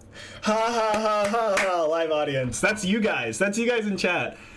Yeah, I don't see anyone in chat laughing or submitting a voice message into the Discord. Oh, someone in the Discord asks who these characters are. So Carly is the main character. Carly and Sam. Is that real? Did someone say that? Yeah, someone said, Alex, can you please explain the characters for those who haven't seen the show? Carly and Sam just do a web show with this guy named Freddie, who's their camera guy. Spencer's Carly's older brother. Gibby is their funny friend who's always shirtless. Someone else Who said said that in the chat. Discord?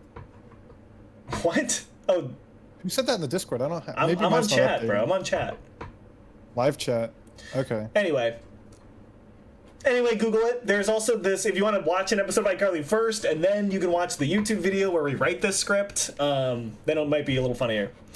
All right, now do the Spencer line here. Okay, yes. Now calm down and tell me just what's going on.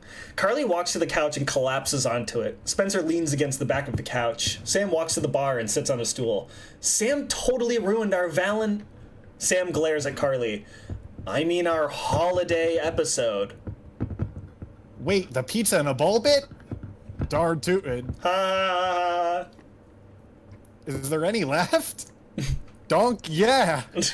Sam takes off up the stairs. Sam, wait! Does it have pepperoni? Spencer! Sorry. The front door opens and Freddie strolls in, touting a black tuxedo. He has an immense amount of swagger in his step. He finger guns at Carly and Spencer. I'll be Freddie. Yeah. Oh, no, you're Freddie, I forgot. Yeah. Buenos dias, muchachos. Carly smirks and shakes her head. What's with the goopy getup? Say what you want about my outfit. My girlfriend loves it. Girlfriend? I met her on a new dating site, Tumble. Oh, I love those commercials. Carly gestures into the air sarcastically. You'll tumble into love. I thought you could only go on that if you were an adult. I'm a hacker. I'm a hacker. The studio audience does not react. A few concerned whispers can be heard. Interior, studio audience. Audience members talk amongst themselves as the actors before them stay completely still for an uncomfortable amount of time.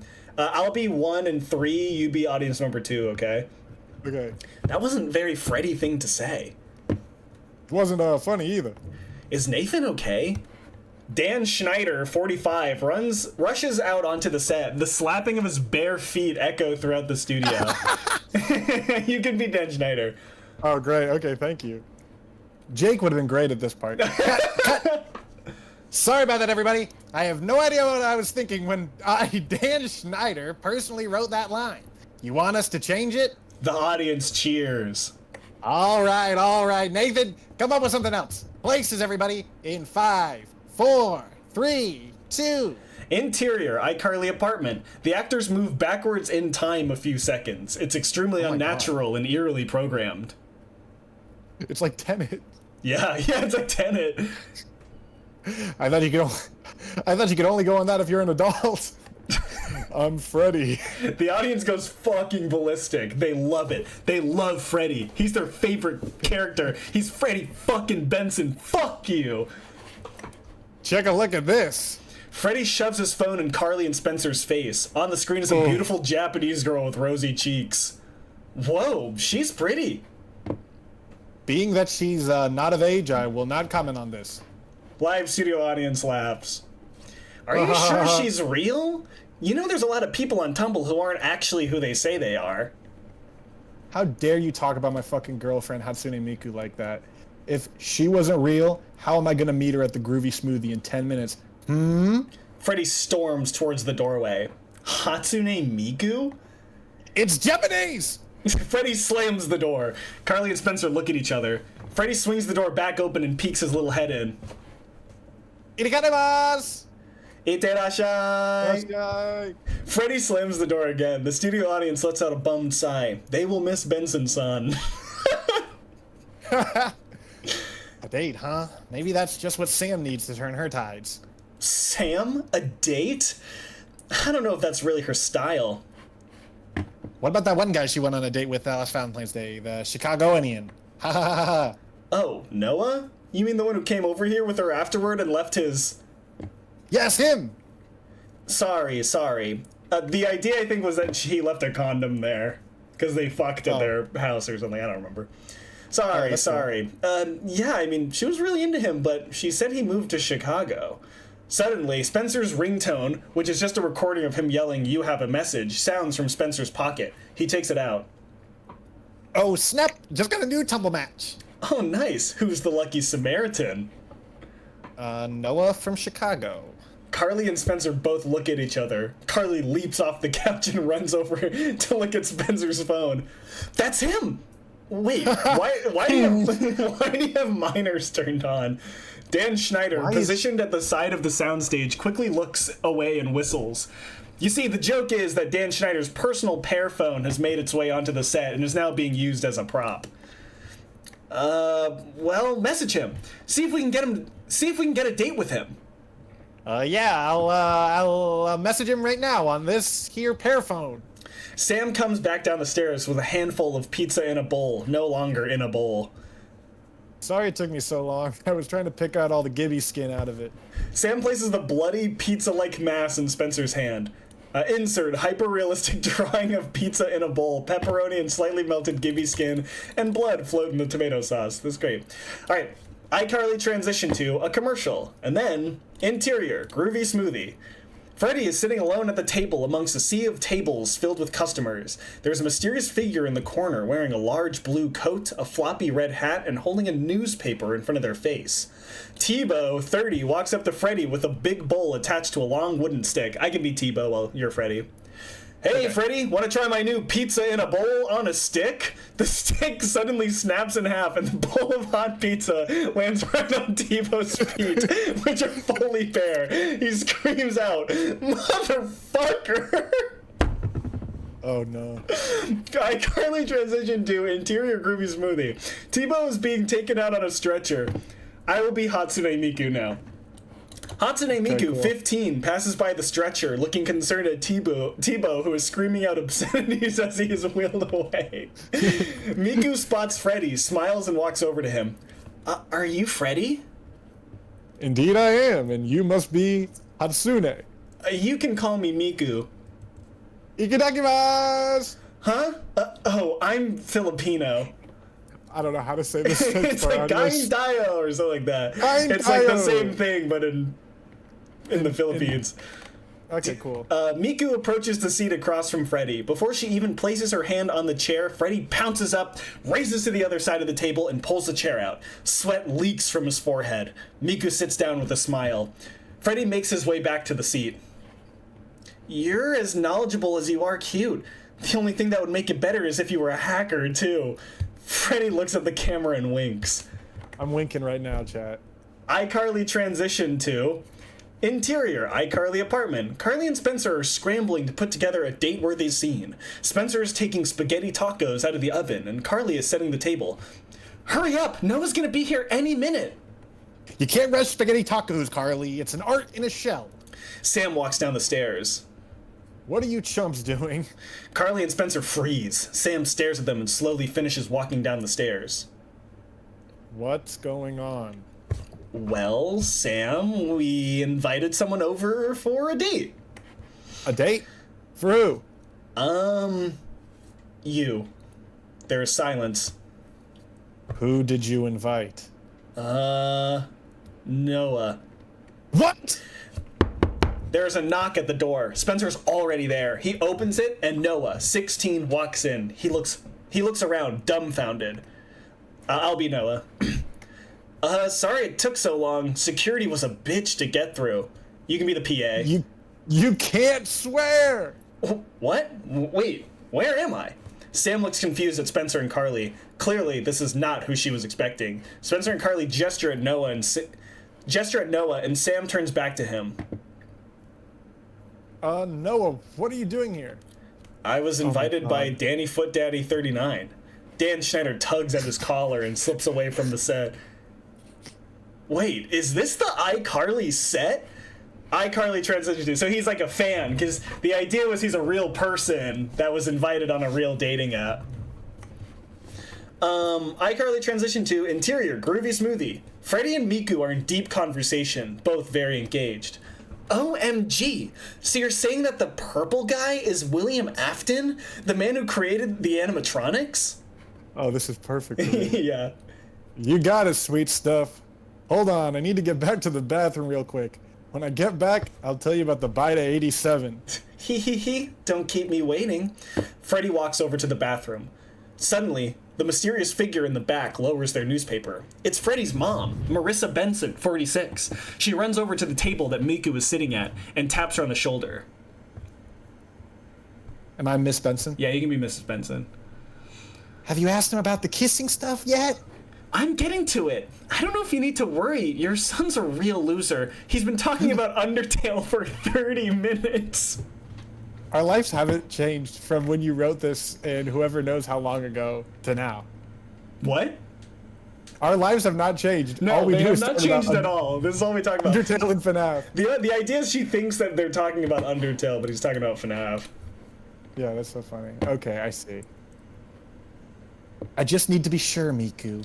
Can you stop calling me that? I'm fine with it being my fake name, but it doesn't make sense for a Filipino girl to be called that. Oh, he's coming back. Ask him if he wants to hug. Mrs. Benson runs back to her table as Freddy emerges from the bathroom. Sorry to keep you waiting, kitten. Now the bite of 87. Actually, I was curious. If I asked you to kiss me, like, would you? Oh, sorry. Freddy blushes, looks around the restaurant, and smirks. I mean, I don't see why not. Freddy's mom jumps up from the table and points at Freddy. Fredward Benson!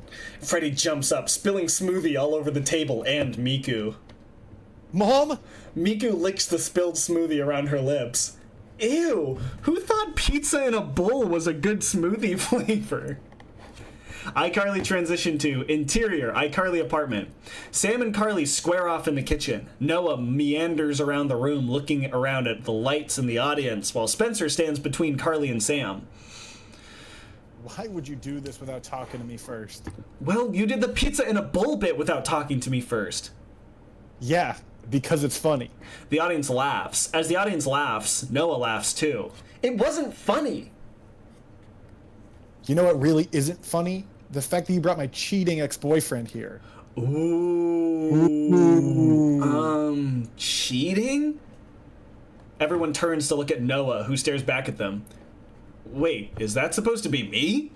Interior, iCarly hallway outside of apartment. Freddy is storming angrily down the hallway as his mother pursues him. Freddy, please! I don't see why it's such a big deal. I thought that I'd finally found a cute anime waifu, and then I find out that she was hired to date me by my mom. That is very reductive, Fredward. I did this to see if you knew you were talking in part to anyone, for physical activities. What? That's gross. I'm like losing my mind talking to myself. I'm just worried, Freddy. Your body is changing. Stop! I know this isn't how I expected my totally kawaii Valentine's Day to go. Well, first thing you need to know is you're going on dates with girls, and the next thing you know, you're gonna die. A gunshot rings out from the iCarly apartment. Freddy and his mom both jump and look at the apartment door. What the fuck? Both run over to the door and open it. Interior, iCarly apartment. Freddy and his mom enter to see Sam beating Noah's lifeless corpse with the iconic butter sock that first appeared in the episode I Take on Dingo. Carly and Spencer are watching in horror. With one final hit, Sam looks up at the pair, heaving. Carly tried to make me go on a date with this dinkhole. Mrs. Benson looks at Freddy. See, I told you. The audience makes no sound. They are terrified. They just witnessed a real murder. And then... Interior, iCarly apartment. A group of PAs are dragging Noah's corpse off the set. Carly walks over to Sam, who is pale with bloodstains on her clothes. I'm really sorry about Noah from Chicago. I didn't know that he cheated on you. It's alright. He was being a real dinkhole. Major dinkhole. But I should have told you, both about Noah and the pizza in a bowl bit. I just wanted to act like a Valentine. Sam actually vomits on the floor in front of her. She wipes her mouth and she wipes her mouth and looks at Carly. Valentine's Day. I mean, pizza in a bowl was a good idea. Right? That was another problem with Noah. Every time I talked about pizza in the bowl, he would just go on and on about how I was ripping off something called deep dish pizza. Is that even English? Freddy walks over from his mom to Sam and Carly. How's it going, Fredward? And my mom's crazy, but she was right. Dating is a dangerous game. I think I'm gonna devote my life to celibacy. Hey, good for you. Celibacy is the best option to prevent unwanted pregnancies, STDs, and being shot by Sam. Yeah, that's probably the route I'm going to. I can't imagine finding anyone attractive. Suddenly the door opens and an unrecognizable character moseys in. He walks over to the threesome. What's up, guys? Sam is blushing, dumbstruck by the specimen. Do we know you? I'll give you a hint. The stranger rips off his shirt, jumps up on the table, and starts dancing. Get back! The group stands up, shocked looks on their face. What? You look so different. Yeah, they had to reconstruct my face after it burned off the piece of the bowl, which was delicious, by the way, Sam. Sam beams, blushing even more. Oh my gosh, thank you. I'm so glad you like it. Hey, how about we go to the Cheesecake Warehouse? Anyone want to come with? I have to clean up around here, but Sam, you should definitely go. Sam smiles and looks down at the ground. Yeah, that would be great. I could come too! But what about your injury? What insurance? Sam whips out the butter sock and hits Freddy in the stomach. He yells and falls over. Sam drops the sock, looks at Gibby and grins. Shall we? Gibby and Sam walk towards the door. Spencer runs over to them with a giant bowl of steaming pasta. Sam's creation gave me a brilliant idea, spaghetti in a bowl. Spencer trips and drops the spaghetti all over Freddy. Freddy screams. Spencer freezes with his mouth in an O shape. Fade to credits. Can they hear my screaming? Yeah. Okay, I couldn't tell because chat hasn't been chatting. Noodles, what did you think of the script? Well, I can give you some reviews. Angel says, "Are you guys okay?" ? Nora says, I feel like this is the mildest script yet. Really weak work, Alex. I think this one, well, no, I think it's mild in a good way. I think this feels like a real... This is a real episode of iCarly. If you cut out the cursing... The cursing and the whole thing with Dan Schneider, yeah, this would be an absolutely real... And it's because all that can be cut, and it would still be like a 30-minute video. We're just in too much shock to chat. Yeah, they have to listen to everything we're doing. All right, do you want to do I can do another. Give me 5 seconds. I'm going to say 3, 2, 1, and then I'm going to send a work email to my boss. 3, 2, 1, 3, 2, 1, 3, 2, 1, send. Fuck, I hate this shit, man. Hold on, I'm looking for the Ray William Johnson one. Okay, here it is. Ooh. All right, do you want to be Ray William Johnson and I can be Report of the Week? Can you send it to me? Oh, yes. Because I only have the last one. So this Let's one's... see what chat's saying on Discord. This one's a Western starring Ray William Johnson and Report of the Week.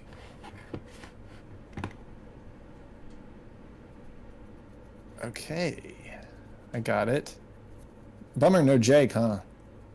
Ooh, wait. Do I want to be Ray William Johnson or Report of the Week? Ooh, that's tough. Who would you like to be? I'll be either one. This is up to you. Let me think. They don't really they don't really do anything in their like character, but like it's so fun to do. I think I can do Report of the Week voice better than I can do cool. Ray William Johnson's.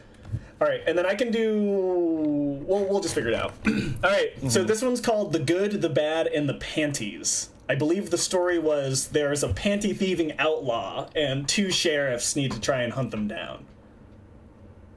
Okay. Here we go, chat, here we go. This is one that I wrote a couple years ago with some friends. Interior. Chat, be sure to leave a review after it's done, like Angel did the last time. Yeah, maybe letters of Noodlin out of Noodlin. Okay. Interior, saloon, dusk. Members of a wild western desert town sit at various tables enjoying drinks. Nefarious western cowboys roughhouse and wrangle at their seats, beer pouring out of their mugs as they swing. Suddenly the saloon doors swing open, revealing a lone boot in their place. The cowboy calamity subsides, a halting silence. Two silhouettes stand tall in the faint light of the sun. The boot reaches the floor and carries its body into the space. Ray William Johnson, 25, dressed head to toe in Western attire, loosely waltzes into the saloon, hands buried in his pocket, hat tilted down, hiding his face. Straggling behind him is Report of the Week, 25, a slim figure in a black suit, business ready. All eyes are on them. A gold badge stands proud on Ray's chest. Sheriff. Ray pulls a stool out of the bar and takes a seat. Report of the Week limply follows suit. Silence. The bartender approaches the two slowly, rubbing a rag through a glass. What's happening, Form? What'll it be, boys? Can I get the Dave's combo? What drink? Dr. Pepper. Any sauces? Extra barbecue.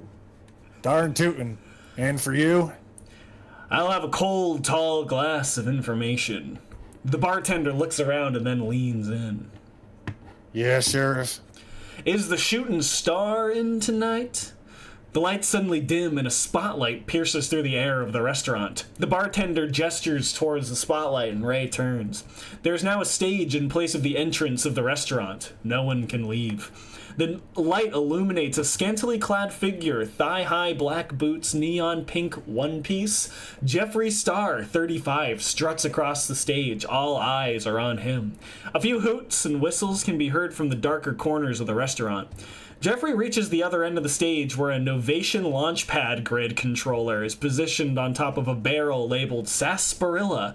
He slips a coin into the launchpad and it begins to play Sexting Remix featuring Jeffree Star. The crowd erupts and also they pull out their rave lights they paid for as Jeffrey begins to vogue and sing. Then it's just the lyrics of the song. That's your character, so you have to sing that. Just woke up and Taylor Swift's pissing in my mouth. Fuck so many boys, I'm having a drought. I'm on chat with your father, Facebooking with your brother, 2 fingers in my mouth.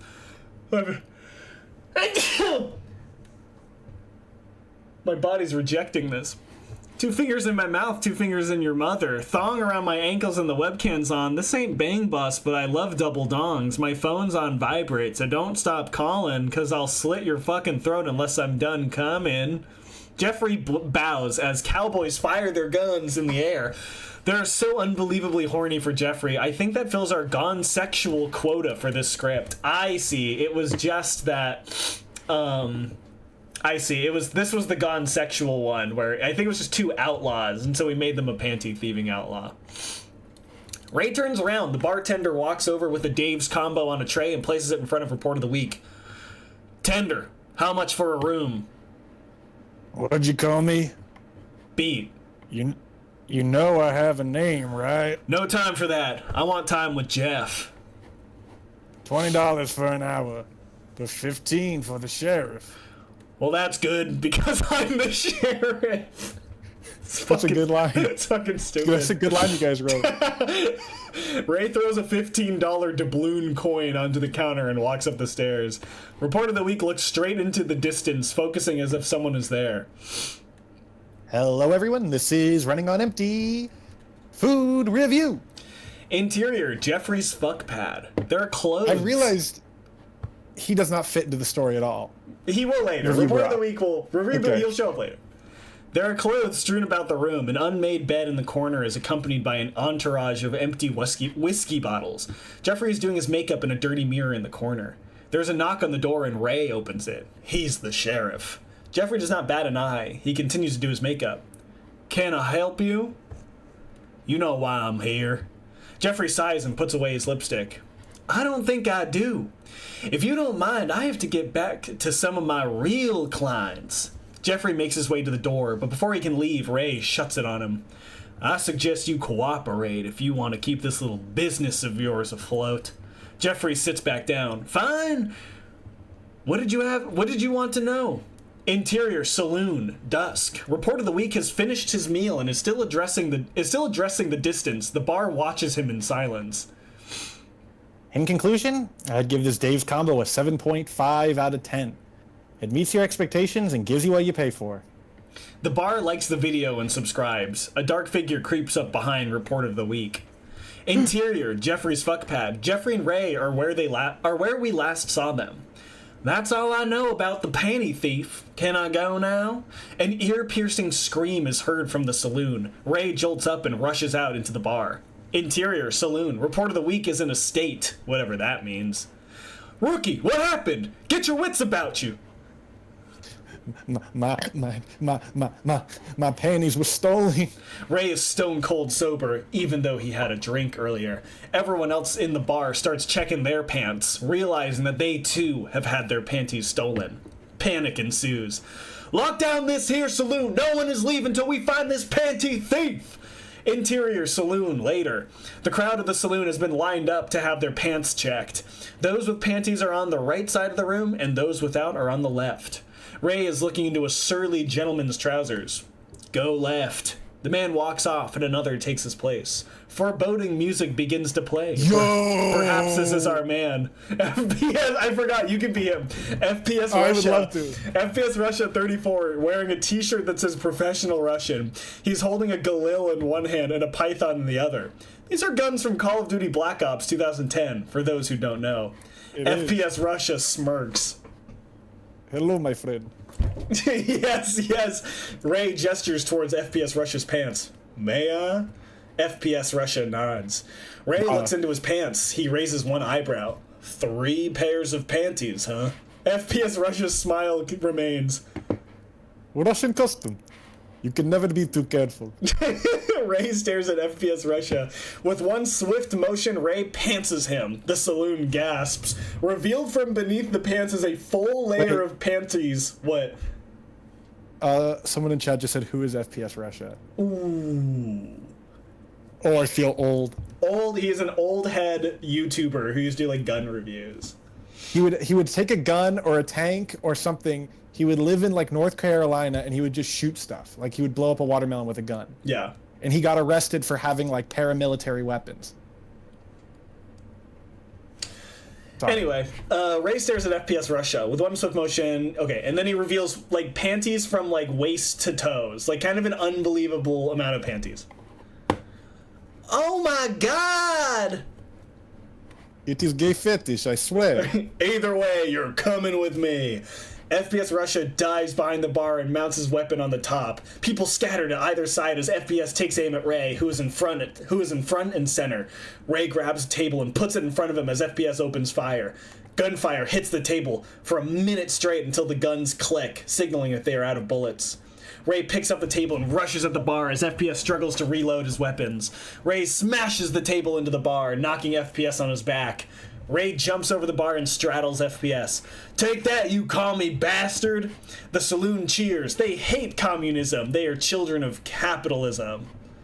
I just wanted to be gay. Don't we all, buddy? You're coming with me. The crowd stays rowdy as Ray leads FPS Russia out of the saloon. Drinks on the house. The crowd yells and rushes the bar. Report of the week strays from the crowd and walks upstairs. My God, I really need to piss. Report of the week opens various doors, peers inside, shakes his head, and then closes them. He opens the door. It's interior, Jeffrey's fuck pad. Jeffrey is in the corner, frantically stuffing panties into a dresser. Jeffrey looks up and freezes, deer in the headlights. What is... Jeffrey loosens up. "Oh, hi, Mr. Assistant Sheriff. Congratulations on seizing that there panty-thieving scoundrel. Mighty proud of my boys in blue."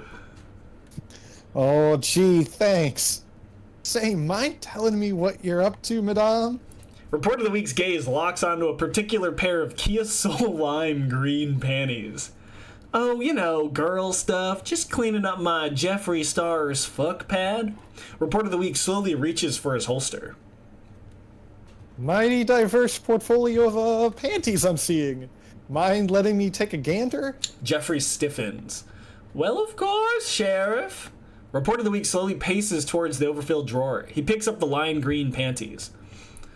Well, looky here. This is a particularly nice pair. Jeffrey watches closely.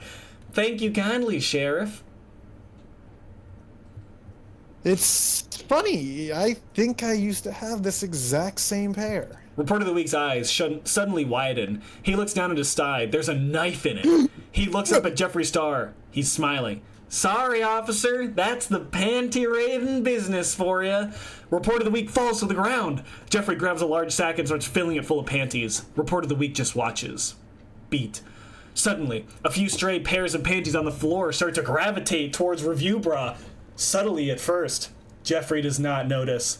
The panties start clinging to Review Bra and lift him onto his feet. Jeffrey looks up as his panties from the dresser start to fly around the room and accumulate onto Review Bra's body. Jeffrey presses against the wall in horror. "No, this can't be happening. They told me the power of the panties could only be awakened by a child of royal blood. It is I who should be up there, unless... No, it's impossible." The storm of panties towers over Jeffrey, his clothes raging in the wind. "I've found him. I've actually found him. He's real." The storm finally settles to reveal Review Bra has become a Voltron of panties. The lost heir to the panty throne. The panty of the week. Note how weak is spelled W-E-A-K here. I see it. I used to write. I know that. Yeah. Yeah. The floor shakes as he walks towards Jeffrey, still cowering in the corner. Review Bra snatches up Jeffrey and holds him up to eye level. Review Bra's gaze is strong and confident. Jeffrey's is fake and gay. "Please have mercy on me." Beat. Review Bra slams Jeffrey into the ground so that his legs go through the floor. He's stuck in place. Review Bra's hand grips Jeffrey's panties. You have disgraced the royal bloodline of the Panty family. 1,000,000 curses on your soul. As for your physical vessel... Review Bra lifts his arms at a deadly speed. An atom splits. Jeffrey has been wedgied. Exterior, the town, night. An atomic explosion ignites from the saloon and decimates the entire town. Everything is a burned pile of dust. Standing atop the radioactive debris is Review Bra, holding Jeffrey's panties high into the sky. 10 million years in the commando realm. You can hear the distant screams of Jeffree Star as his body leaves this dimension and is sent to another, one where no panty may enter, a true hell for Jeffree Star. Review Bra's head is topped by a halo of rotating fluorescent panties. From the carnage, Ray approaches him and gets on his knees. Rookie, is that you? Yes, my child, I have vanquished the thief. Peace has been restored to the bloodline. We are pure once again. But what about that guy I locked up? He was only gay, my son. No matter. You are a magnificent sheriff, and I could not have done any of what you see before me without your guidance. Our souls are forever entwined in the heavens. Ray is tearing up. He gets back on his feet. You're the best damn partner I've ever had. I'm proud of you. Ray immediately collapses and starts hyperventilating. What's happening to me? Am I gonna die? Death is but an illusion. This vessel of yours shall be vanquished for a small price to pay, for the good of this earth. Ray is shaking as he spits up blood. Father, I'm scared. I see colors I've never seen before. Embrace them, child. They are the natural hues that shall surround your new existence. Review Bra floats over to Ray and places his hand on his forehead. Ray's breath ceases. There's nothing but emptiness. Wind and emptiness. I have no idea why it ends like that. It ends like Blood Meridian. Yeah. Oh, I think my friend had just seen Being John Malkovich or something. Interesting. Is that why it ended like that? Anyway, what did you guys think? They're talking about being lesbians. Yeah, they sure are. Anyway, do you want to do the incest one? Or do you want to do the Anthony Fantano one? Ooh. Wait, give me rundowns on what we're working with. So the incest one, chat doesn't want to do yet, but I do. Because it's kind of my favorite of the scripts. Okay. It's basically like this brother is going off to college, but his little brother has a crush on him. And it's Phineas and Ferb. Okay, interesting. So Phineas has a crush on his brother. His brother Ferb. No, sorry. Conan O'Brien has a crush on his brother, Dr. Doofenshmirtz. Interesting. And they have two other little brothers, Phineas and Ferb. Interesting. And their parents are Michael Jackson and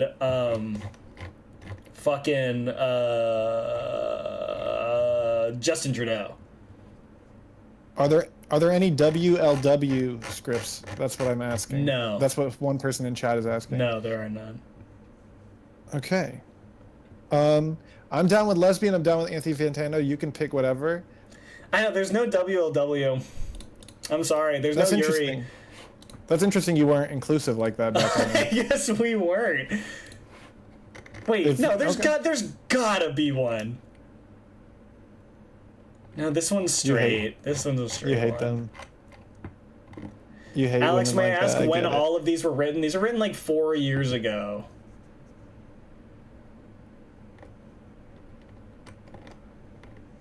This one has Mario and Birdo fucking in it. Oh, I like that. Do you want to read that But one? Birdo Alright. doesn't have a voice. This one's called Prom Night. Fuck it, let's read Prom Night. Here, I'll send it to you. Okay, send it to me. So this one's not about Mario and Birdo, but it's about Confucius and Homer Simpson. Interesting. And Marge and J.K. Rowling are... Jake? Jake K. Rowling? Holy shit. Wait, we should write that right now. The story of Jake K. Rowling and chat. Jake K. Rowley? Yeah, Jake K. Rowley. Okay, that's pretty good. Alright, are you in? I'm about to be. I'm just. You can be opening Homer it up. Simpson. I'll be Confucius.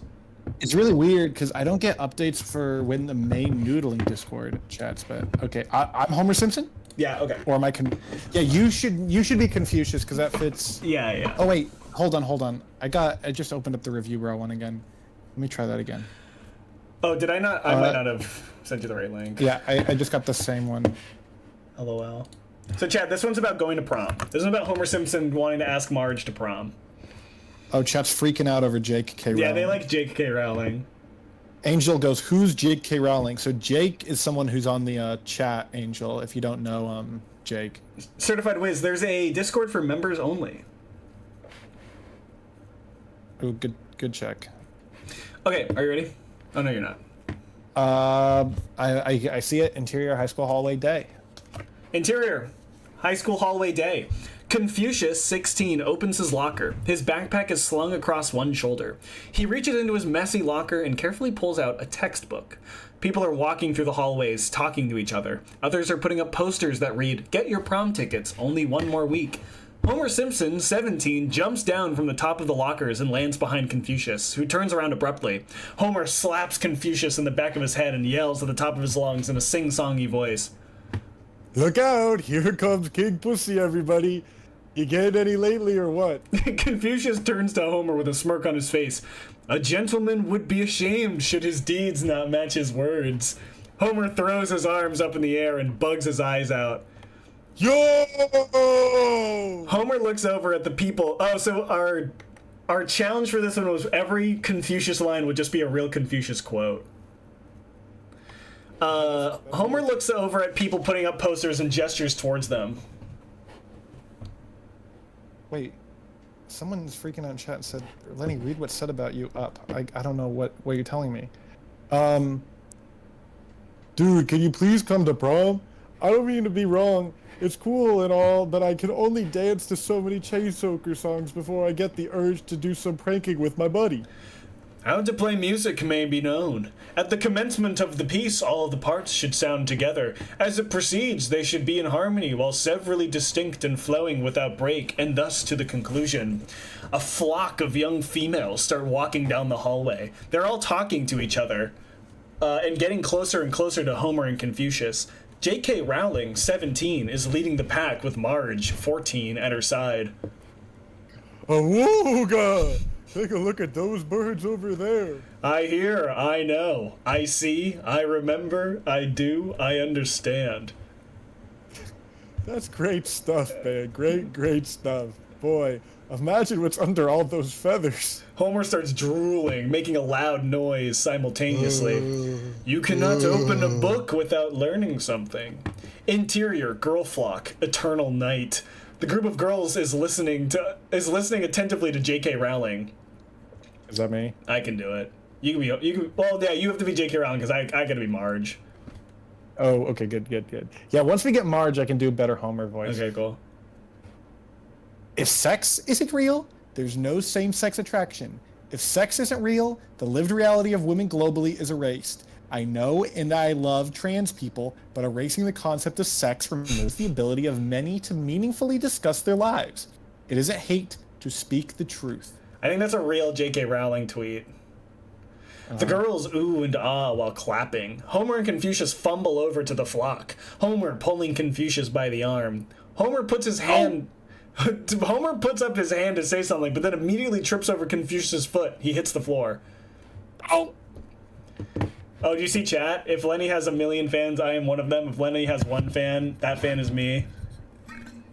Oh, that's beautiful, guys. Pause up for Lenny. I appreciate that. That is beautiful. I love that. I mean, you guys can spam that on every stream, even the ones I'm not there, and I think Alex would appreciate that. Yeah.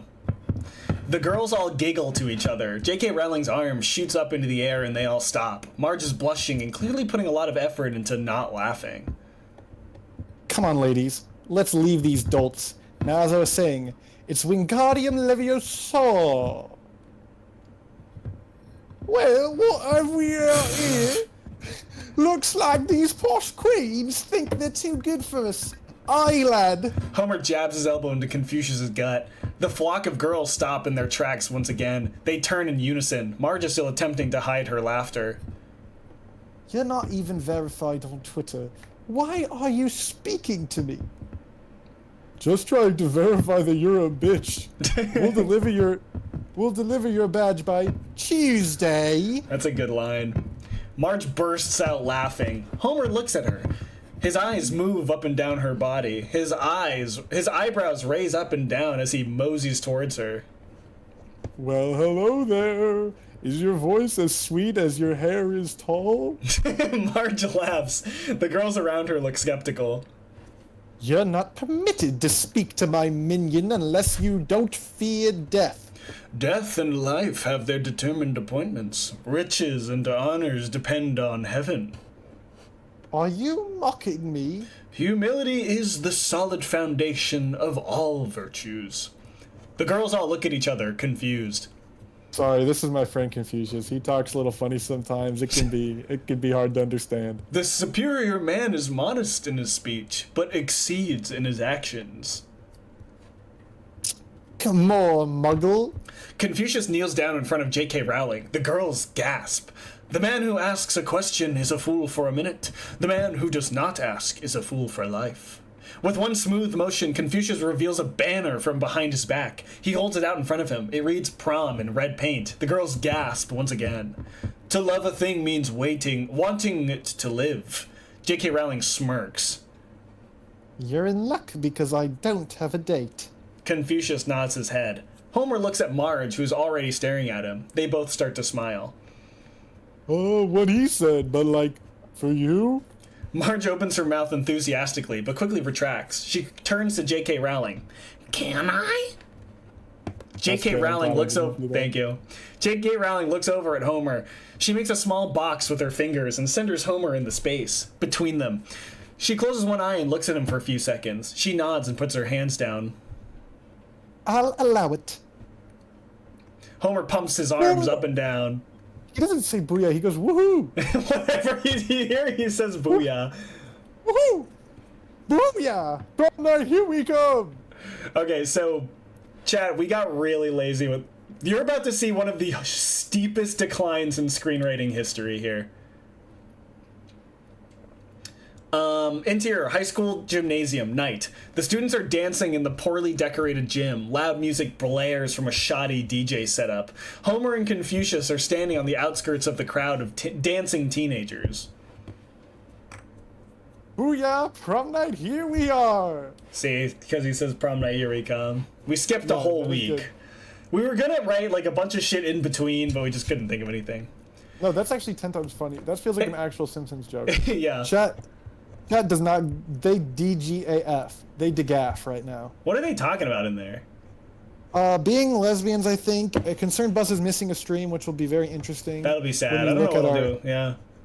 Yeah, I mean, our timesheets, because I check the timesheets for everybody on our off days for streaming, and that will really affect his timesheets. Yeah, I think so. Jesse just left. Someone named Angel says, Alex, we've already seen it twice. I don't know what they're talking about. They said that they miss Shelby. Just, beautiful things. Just beautiful things. You love to see it. All right. Just like Rooster Teeth, you have created a community. I know. And I'm very happy about that. I bet our Discord's flourishing right now. I haven't really looked. I check periodically on the Discord. It is like now 2 chats I have to look at. But let's see if anyone said anything in the Discord. Nothing. PP Mulkey said ha ha ha in live chat. That was the last thing said there. Cool. PP Mulkey said I got you in the regular general. And in Worms discussion, Chaya 109 said good picks. That's all we've gotten so far. Fuck yeah. Okay. So yeah, booyah, prom night, here we are.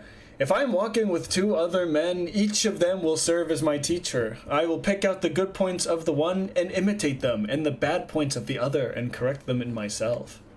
I'm stealing that. Dude, I thought you only ate half the brownie. Do you need some... Homer spots J.K. Rowling and Marge walking towards them.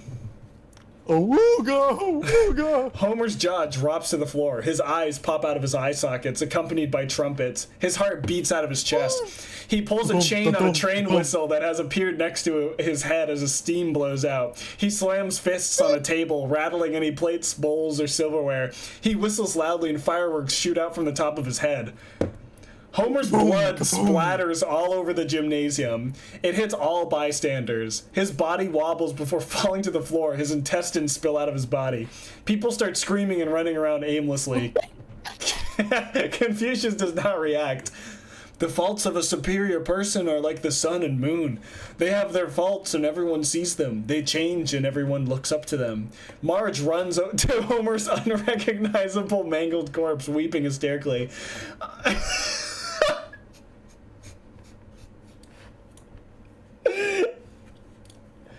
Oh, homie, I'll never be the age of consent. Marge hangs herself with Homer's intestines. Various people are vomiting in disgust. Some who have passed out are being dragged to the exit. J.K. Rowling starts screaming, appalled by the death occurring around her. She screams over to Confucius and holds him. What the fuck is this? we ran out of shit to say. We were like, well, what the fuck is gonna happen at this prom? Genuinely. The fuck am I to claim our victory as prom queen now? Well, I guess they don't say king or queen anymore. What did we used to call people with vaginas? Wumpen? Wimpend? Wumud? Confucius pulls out an ice pick and shoves it up J.K. Rowling's nose. She starts yelling as he drives it deeper. He suddenly rips the ice pick away from her, pulling her entire brain out through her nose. She falls to the ground. We truly didn't know how to write this script. We just gave up. All my characters die in this one. Fuck turf, says Confucius. A few people still in the gymnasium clap and pick Confucius up. They start carrying him towards the stage and place him on it. Confucius stands up and looks at the small group that is gathered around the stage. Random audience members walk over to Marge's corpse still dangling from the ceiling. They throw it up to Confucius. Now kill yourself! Confucius picks a large intestine and hangs himself. This is like, okay, now here's where we can do Mario. I don't want to close my eyes. I don't want to fall asleep because I miss you, babe. All right. And I don't want to miss a thing. Exterior high school parking lot. That whole story is over now. The There's school is a on whole fire. story. People are running out of the building. Some are aflame. Fire trucks can be seen trying to get near the school, but the entrance is too small. 2 fire trucks are trying to enter at the same time, but they are stuck Three Stooges style. Mario. Alex. Yeah? Before we begin with Mario, Certified Wiz wants to know what was the inspiration for these, There was and none. if he likes gore like that in general. I think gore is funny, like, written out like this. I don't think seeing this, like, animated or seeing this real would be very funny, but I think the idea of it's kind of silly. Yeah, I was gonna also say, you would take like challenges when you would write these on your old. Oh channel. yeah, no, we were presented with Confucius and Homer and J.K. Rowling, and we had to make it work. Like that was the idea. Was we would randomly generate these from a list, and it's like, oh fuck, I have to be fucking Confucius this week, so I have to do this, you know. Something. It's hard doing it like this, but I mean, this is why we just like we wrote up the intro to the prom, and then we got to the prom where it's like we didn't set anything up. Like we could have gone back and done it, but we decided not to. If you watch the episode this is from, we get into a huge debate on what to do, where Harmony just wants to kill everyone. She's just like, this is boring, let's just fuck it all up. And Yasmin is really upset because she wants to finish it because she thinks that she can come up with it. But I was gonna say, yeah, if you want to see more of this Certified Wiz, and you want to see where it originated from, you might want to look at the channel that Alex used to be a part of. It's in the called description below. Yes, Cafe Rewrite. I just saw that question in chat, and they asked me to answer it, so I wanted to make sure I got that. Yeah. Why would you kill Marge before J.K. Rowling? Just cause the story presented it like that. Yeah, this reads like ChatGPT. Okay. This is the most human thing you could possibly get. This took 3 human brains to make. Okay, we're gonna do the Mario. I'll be Mario, you be Birdo. How does Birdo talk? It doesn't matter. Mario 26 is in the parking lot staring at the school, mouth agape. Mamma mia, someone must have forgotten the fire flower. Birdo, runs out of the building screaming. She accidentally collides with Mario and they both fall to the ground. Mario's clothes fly off. Birdo lands on top of Mario. Holy shit, I am so sorry. Oh my god, what the fuck is happening? I I don't know. It feels like a freaking Armageddon. Mario and Birdo stare at each other for a second before vigorously making out. Birdo slobbers all over Mario's face, drenching him. She grinds her pelvis into Mario's. He's now moaning. Birdo slowly kisses down Mario's chest before reaching his cock. She takes it into her mouth. Need I remind you, this is what her mouth looks like. We've inserted a photo. PNG. Anyways, she keeps sucking his dick. Mario's eyes roll back into his skull. He's holding her head as it bops up and down. Birdo suddenly stops and looks up at Mario. Can I peg you? We have the emoji in here. Mario's face lights up. Interior, exterior, Birdo's car. Birdo's fucking Mario. They're both panting and grunting. Mario's legs are in the air. He's jerking it. Mamma mia, I'm gonna bust. Me too. Let's do it together, baby. And then that's kind of it. Then it just ends like that. They just are fucking. They're just fucking. Completely unrelated to the Mario, to the Homer to the features. prom thing. You killed everyone in that story, and then you just said, "Let's have Mario fuck Birdo at the end." Is that not fucking funny? Yeah, that's fucking funny. Oh my god.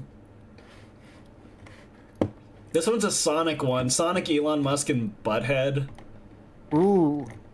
I don't even remember this one. Interesting. This is honestly like you're killing your algorithm with chat. They're fucking hating this shit. No, we're at 58. This is the least amount of views. This is the least amount of viewers. Yeah. I'll be honest. I didn't promote this one like I usually do, but we're not hitting 10K this stream. Oh fuck no! No, this is not the 10K stream. Maybe when we were actually sitting down and writing something. We should do that. We should do that. What would we write? Alex. There's something that we are writing currently, but we can't tell people about. We can't write that on stream, no. Yeah, we can't write that on stream. We could write like a Jake Peter story. We could honestly do that right now. We're not doing. I'm not doing real people anymore. That's the. No real that's where people? we draw the line. Okay. It has to be characters. Okay, then what's a good character?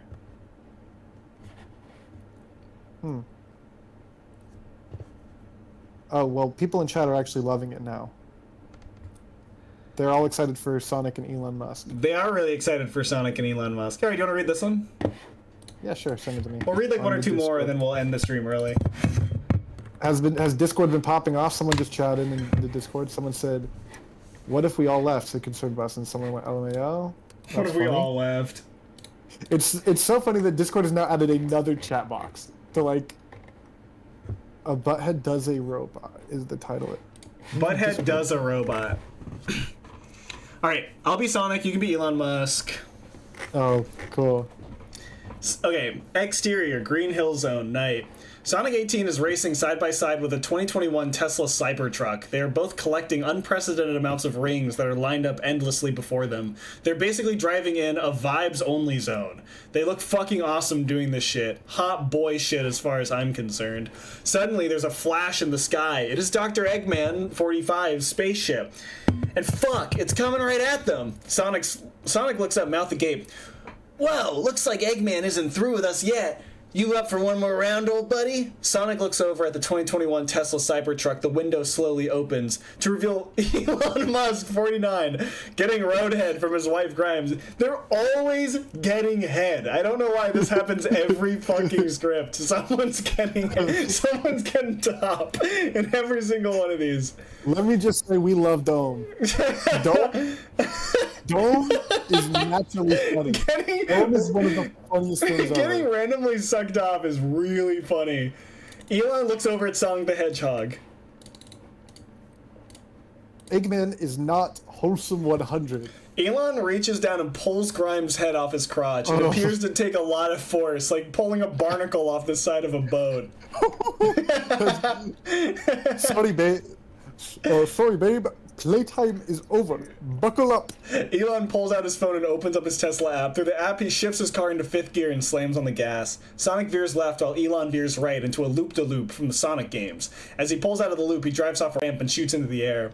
Elon looks back into his phone. He hits the eject button and he flies out of the top of the car. The car slams into Dr. Eggman's flying semisphere and it fucking explodes into a million tiny little fucking pieces. 2 ejector seats. Yeah. I just blew up my wife. two ejector seats float gently to the ground. One contains Elon Musk, the other is empty. Elon Musk, suspended in the air, pulls a tab on his seatbelt, and a parachute opens up. Sonic looks up and gives a thumbs up. Elon shoots him one back. Sonic runs through one of those little checkpoint things, and a halo of stars suspends above it. Sonic jumps up and is teleported to interior, checkered floor, blue and red ball world. Okay. Yeah, he runs into the thing. Okay, exterior, Green Hill Zone. Elon lands on the ground and Sonic runs up to him. Behind Elon is a fiery mess of debris and several body parts. They high-five. That was super epic, bro. Way past cool. Thanks, bro. We're based in Red Pill. I know, he would say, like, thanks, bro. And we're based in Red Pill. I'm trying to get his, like, because he has that accent when he talks. Don't you like, mean it's not like blue-pilled? Yeah. Knuckles, 16, emerges from off-screen next to Sonic. I'm red-pilled. They all laugh, and I laugh too. Isn't that so funny? Aren't they so cool? Well, guess what, bud? Interior, Festival des Cons Theater. It was a movie the whole time. It's playing on a big theater screen. The credits roll and the lights go up. The whole audience stands up and unleashes a roaring applause. Elon and Sonic walk up to take the stage in front of the screen. They bask in the wave of red roses raining down upon them. Some have V-cards attached. A bit on the nose, if you ask me, but they're teenage film students. What are you gonna do? A man, 824, 24, in a fancy suit, walks up on stage and shakes both Sonic and Elon Musk's hands. Oh, you can be 824. Wonderful film, boys. As they say in Paris, jolly good. Allow me to introduce myself. My name is A24. Whoa, the A24? You're like my favorite director ever. I loved Parasite. That's me bowing as Elon. Bowing, okay, Elon bows. Please, I'm flattered. Anyway, I'd like to offer you boys what we call in the biz, call a good film deal. Elon and Sonic look at each other, eyes wide. I want you to make me a lot of money. How about you ask? How you ask? Well, how you ask, my bad. How you ask? Well, a movie, yes, a feature film that will premiere at this very theater 1 year from now. Epic, thanks for the gold, kind stranger. And exactly when is this? May 24. Sonic does a lightspeed lap around the entire theater before appearing in front of A24 again. He vigorously shakes his hand. We won't let you down, A24. May 24th. We will premiere the most kick-ass movie that Brexit has ever seen. May the 24th be with you. Smash cut to interior Elon's pad, day. The scene from the short film is playing on a 100-inch TV. Empty bags of flaming hot Cheetos litter the ground. Sonic, a little chubbier than we last saw him, slouches on the couch. You could say he's a bit of a big chungus. Send. Oh shit, sorry, Elon took my phone. That's pretty good. Next to him is Butthead, 16, shoveling flaming hot Cheetos into his mouth. My Butthead. Hey Sonic, please go ahead. Let's try to score tonight. The movie ends. Butthead gets up from the couch and moves to the wall, which is covered in tally marks. That's number 469, Sonic. Elon walks into the room, looking disheveled. He walks over to the refrigerator and opens it. After scanning the items with his Elon Musk eyes, he pulls out a SodaStream bottle. There appears to be no flavoring in the soda water. He takes a sip as he walks over to the chair at the table. Tesla refrigerator that only I own? What day is it? May 23rd, inventor. I'm going to have sex today. As you wish, sir. I will generate a woman catered to your specifications in your bed. Thank you, refrigerator that only I own. Can I, have one too? Elon narrows his eyes. How old are you? Like 13 or something. Elon has... Maybe. Elon takes a nice long swig of his flavorless soda water that he carbonated himself, apparently, seeing that it's in a SodaStream container. I don't know. Maybe that's just what he keeps his water in. Cafe Rewrite Alex here. Maybe he just enjoys sparkling water. Ever think of that? Cafe Rewrite Harmony. Cafe Rewrite Harmony here. You're right, Cafe Rewrite Alex. I didn't consider that. I mean, he is insanely rich. Rich people love sparkling water. I still think it's odd that it's in a SodaStream, regardless of the context. I feel like that's something you do when you run out of cups and don't want to clean them, you know? Cafe Rewrite Alex, back again. Maybe he forgot to ask his Tesla dishwasher that only he owns to run the wash. I do that all the time and mine's not even voice controlled. Alexa can't do that. Cafe Rewrite Yaz here. Shouldn't we get back to the story now? Anyways, realization dawns on Elon Musk as he remembers what May 24th rhymes with. Elon stands up and spits out his drink. It flies all over Sonic. We forgot the film! Shit! Sonic leaps out of his seat. He then licks his face a bit. Confusion fills his face. Is that plain carbonated water? Did you SodaStream that? Just regular water? The film, Sonic! The film! It's due tomorrow, god fucking damn it! Sonic starts running around the room at full speed, leaving black skid marks in his path. What are we gonna do? What are we gonna do? What are we gonna do? What are they talking about in chat? Oh, generate me a woman too! Yeah.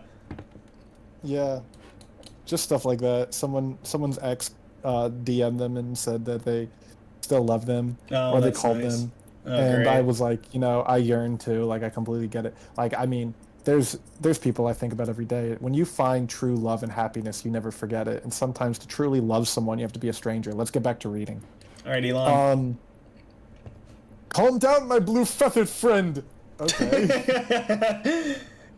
We must use my finest invention, logic, which I invented. I'm pretty sure this was before Grok. We definitely would have just had them generate a movie with Grok. Yeah, you created Grok. Sonic drives his heels into the carpet and comes to a screeching halt. He slams his fist into his open palm. I got it! What is it? Let's get some chili dogs. Agreed, but later. Sonic begins pacing the room. Butthead's gaze follows. He continues laughing under his breath. Okay, so it's a bunch of skaters, right? Elon is taking notes. And there's this kid, yeah? It takes place in 1995 or 6, I don't know, somewhere in the middle. Overdone. You couldn't do it without having an uncomfortable statutory rape scene in the middle that no one talks about for some reason. Okay, get this. What the fuck are you having me read, man? that's from mid 90s. Oh, I didn't know that. I never saw it. Okay, get this. France. Dancers, Spiked Punch, Daft Punk. That's cinema, baby. No good. My SD card can only take 20 minutes of video at a time. Yeah, we're throwing out crazy references here. This is a reference to the film Climax. Yeah. Okay, get this. Adam Sandler, but good. There's an Uncut Gems poster hanging right behind them. That is literally the movie Sonic is describing. Holy fuck. Cafe Rewrite Yaz here. He could also be describing Punch Drunk Love.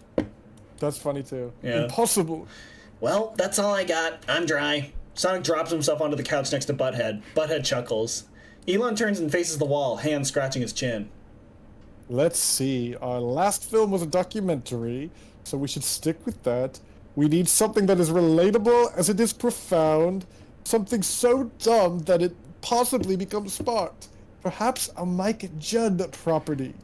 They both look at Butthead, who is seated at the table giggling. He is playing with loose salt on the table, forming it into a vague shape of a curvy woman. He runs his fingers up and down the sides of the likeness. His eyes are fixated. Boobs. We gotta do a Sans one. Elon and Sonic slowly turn their gaze towards each other, smiling. Will they kiss? God, I wish they would. You could cut the sexual tension with like a goddamn tree trunk. Elon probably has that woman in his bedroom on his mind. He needs the release. You can see it in his eyes. Alas, they do not kiss. Rather, we move on to the next scene. This is a crazy script. Interior, studio. Butthead sits alone in a chair in the middle of the studio. He's perfectly lit by thousands of lights. A camera stares into his soul with Sonic staring through the viewfinder. Elon sits next to the camera and looks at Butthead.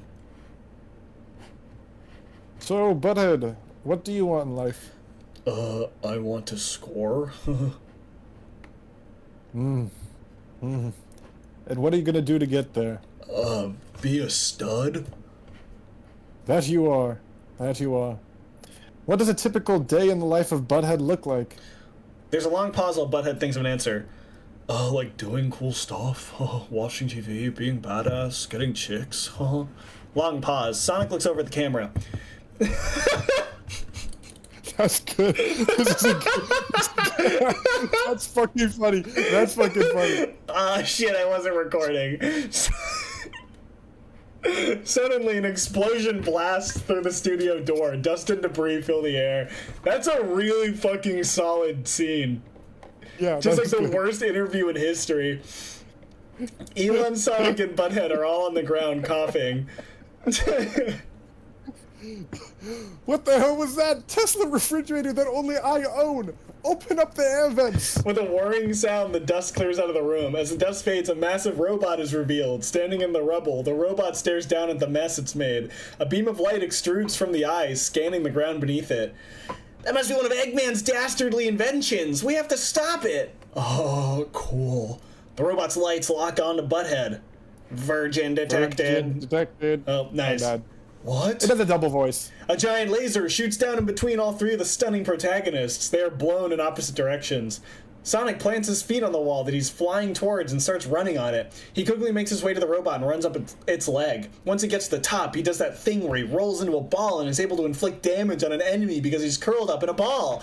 Cafe Rear at Alex here. It's called the honing attack. I don't know why this was the bit. Homing attack. Honing attack. Oh, never mind. Cafe Rewrite Alex comes back in a second. Oh, okay, thanks, man. Yeah, so there's a honing attack. It isn't super effective. Cafe Rewrite Alex here. Again, really sorry. I fucked up big time. I spelled it wrong. It's actually called the homing attack with an M. Again, I'm really sorry. Please let me stay on the show. I really enjoyed doing this with you guys. It's okay, dude. Nobody's perfect. Thanks for being willing to admit that you were wrong. A lot of people could learn from that. For example, my dad.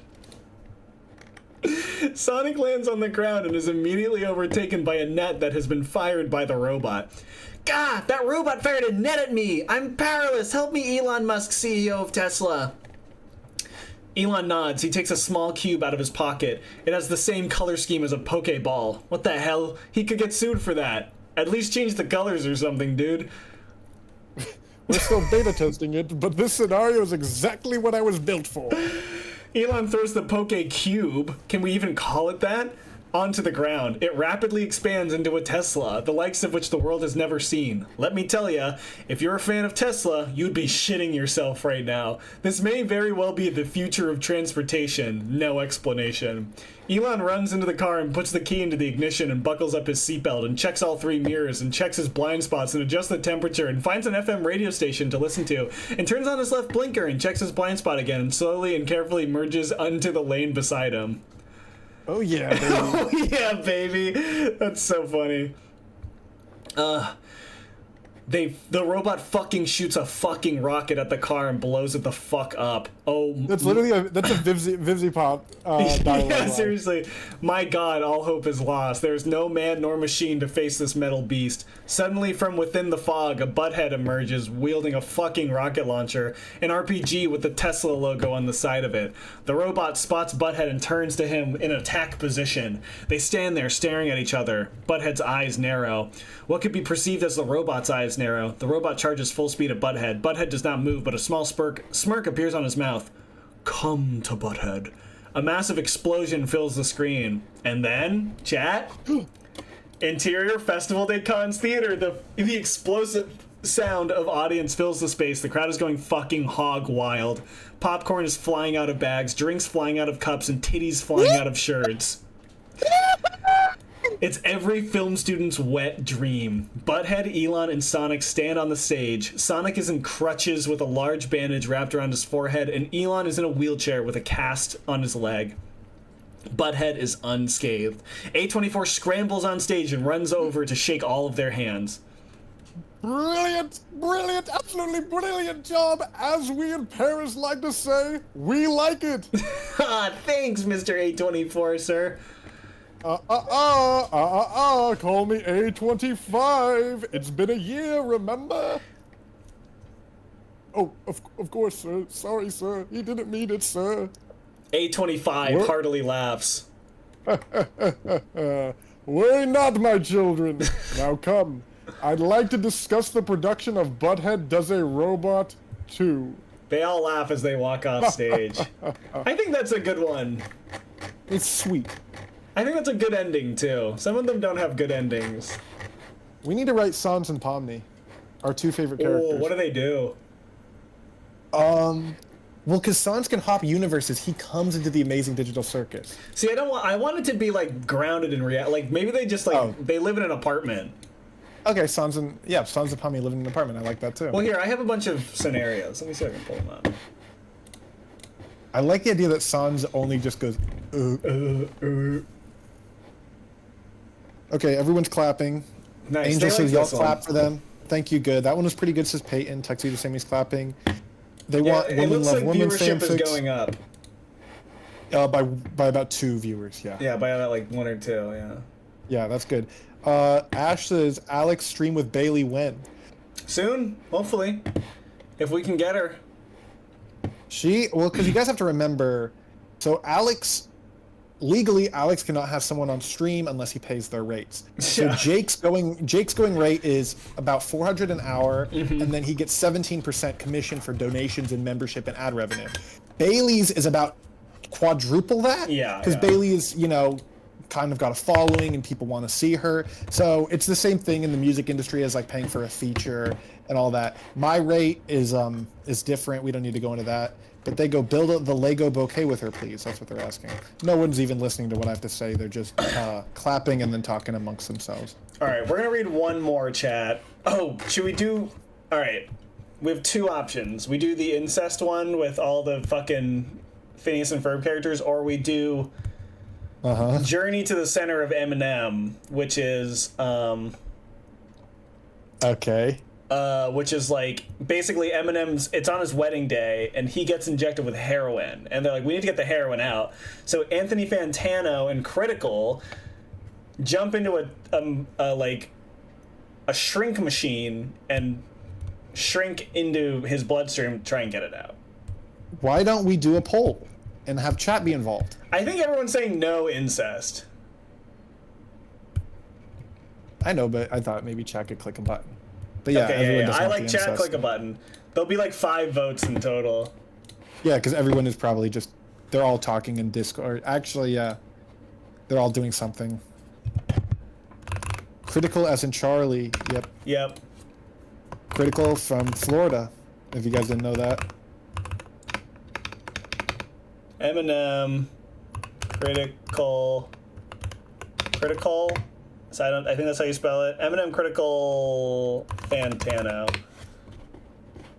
Start the poll. Okay, I'll tell you when it pops up. I like that they're doing. I hate shrink stories. I love shrink stories. That is funny. No, I hope That's that was really planned. funny. I hope that was planned. All right, I'm seeing Eminem, critical, Fantano. This script's good, so. Well, it's getting close. It's closer than you think. If you're in line, stay in line. If you want incest, you can keep voting it up. It is not as far. Oh, I think it happened. I think it's over.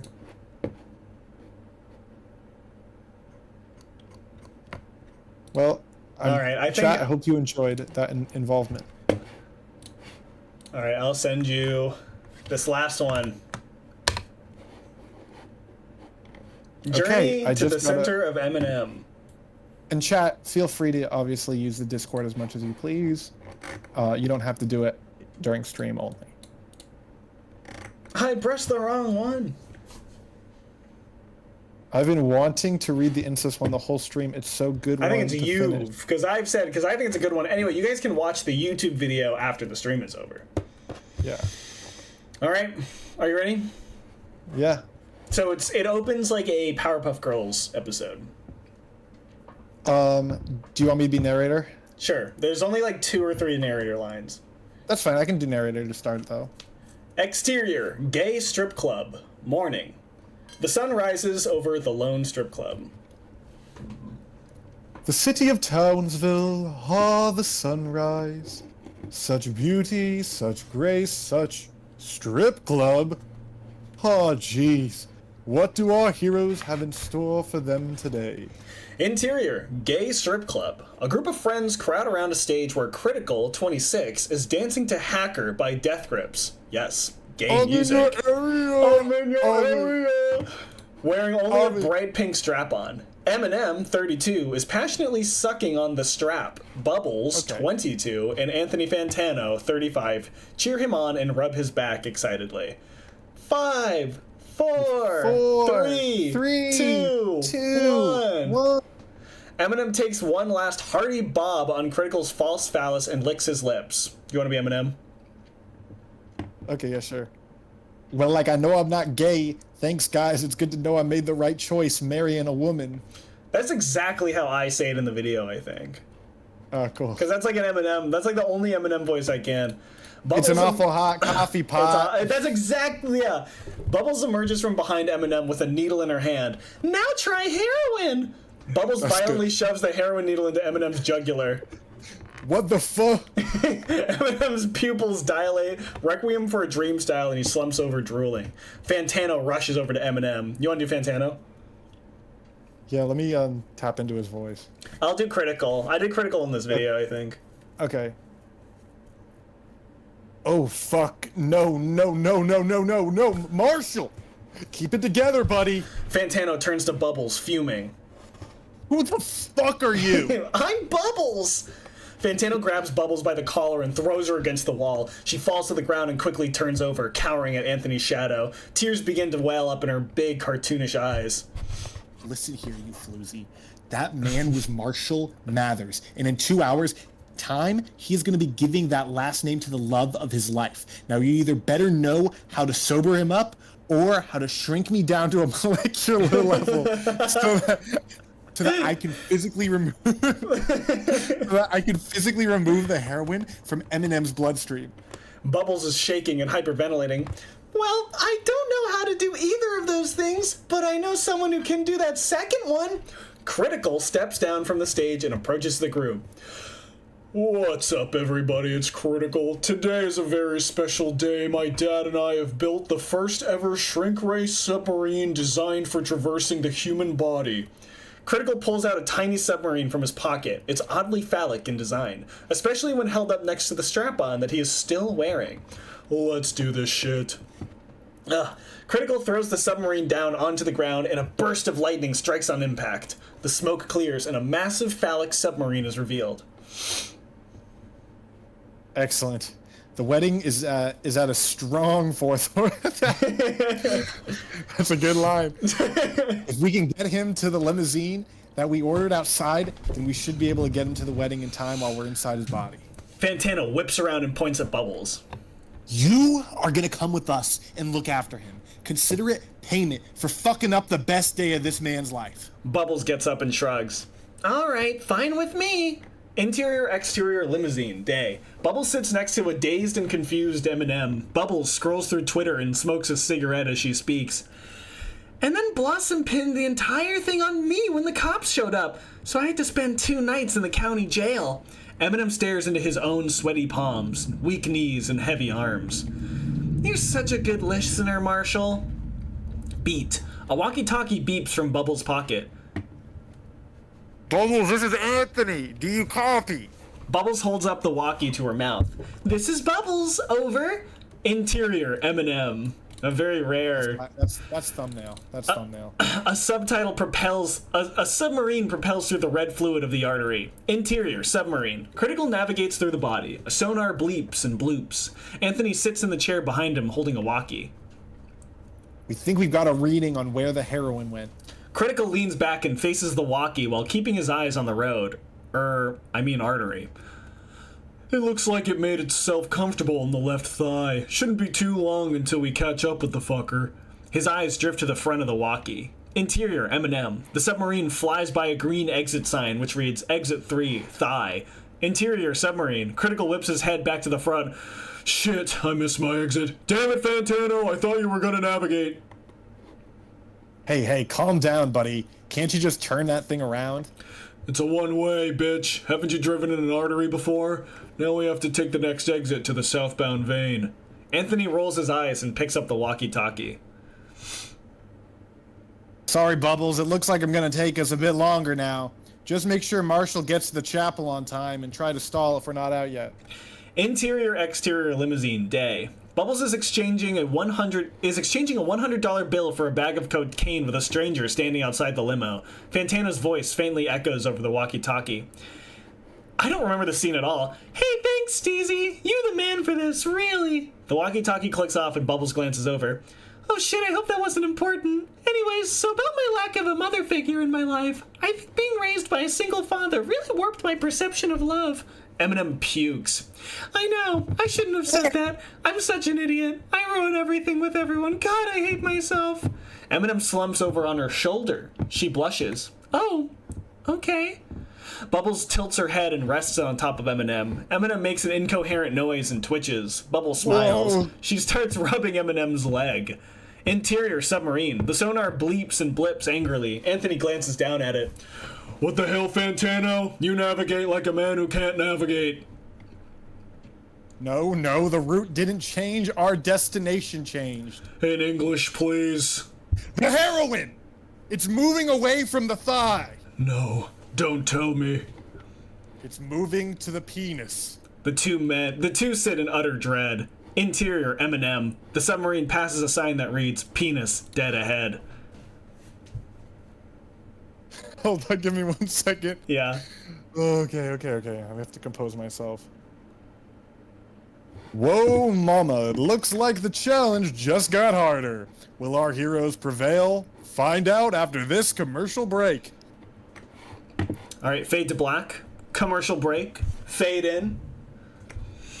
The body of Marshall Mathers. Our heroes, Critical and Anthony Fantano, make their way through this flowing highway. However, the path is about to lead them to a sticky situation. I can't believe we're about to enter Eminem's penis. Have you gotten a hold of Bubbles? Bubbles, I'm trying, but there's no answer. Wait, you skipped a line. I'm trying to I remember. did. I went Anthony holds the walkie-talkie up to his mouth. Bubbles, come in. Bubbles, do you read me? Interior exterior limousine day. The walkie-talkie is underneath Bubbles' foot, muffling Fantano's voice. Eminem is still passed out, with Bubbles in his arms. She holds his hand as she talks to him. I just wish they would look at me as an equal, you know? Like Blossom and Buttercup have always been this duo, and then it's just Bubbles on the side. Bubbles is the comic relief. Bubbles is the third wheel. I'm my own fucking person. I can't exist outside of them. The walkie-talkie continues to muffle. Interior submarine. Anthony yells into the walkie-talkie. Bubbles, do you copy? Critical's eyes widen. Anthony?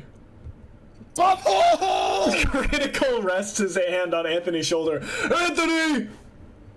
Anthony screams into the void of the walkie-talkie. Critical slaps the walkie out of Anthony's hands. Get a hold of yourself!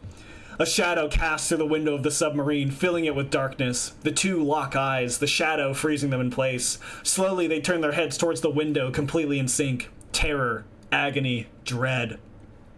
Interior Eminem, a massive Mojo Jojo, wielding a massive syringe and a massive spoon, towers over the tiny submarine. Mojo Jojo! That's you and me. I know. Oh, sorry. Wait. Oh, I see. My bad. Mojo Jojo! Jojo! Mojo Jojo cackles. His maniacal laughter shakes the inner walls of the penis. Interior submarine. A red light flashes and a loud alarm rings throughout the submarine. Anthony and Critical are thrown about the cabin. After the quake settles, the two prop themselves up against the control panel and stare in fear. Critical grabs a trucker radio from the console and speaks into it. Interior Eminem. The submarine squares off with Mojo Jojo. What's up, Mojo Jojo? It's Critical. What are you doing inside Eminem's body? My Mojo Jojo? Go for it. How does his voice sound? I have no idea. Okay, cool. Trust me. I don't know. Do like a weird villain. Okay. Trust me, I did not intend to be on being here. I was expecting Bubbles to shoot up that heroine. My plan was to destroy her from the inside. Okay, then leave. This man has a wedding to attend. In that case, this is going to be the most premarital sex this man has ever had. Beat. What are you gonna? Oh, fuck. What are you going on about, Monkey Man? We both know he's been saving himself for marriage. Well, that's too bad, because his body is under new management. Mojo Jojo whips out a controller. Dramatic music plays. What the hell is that?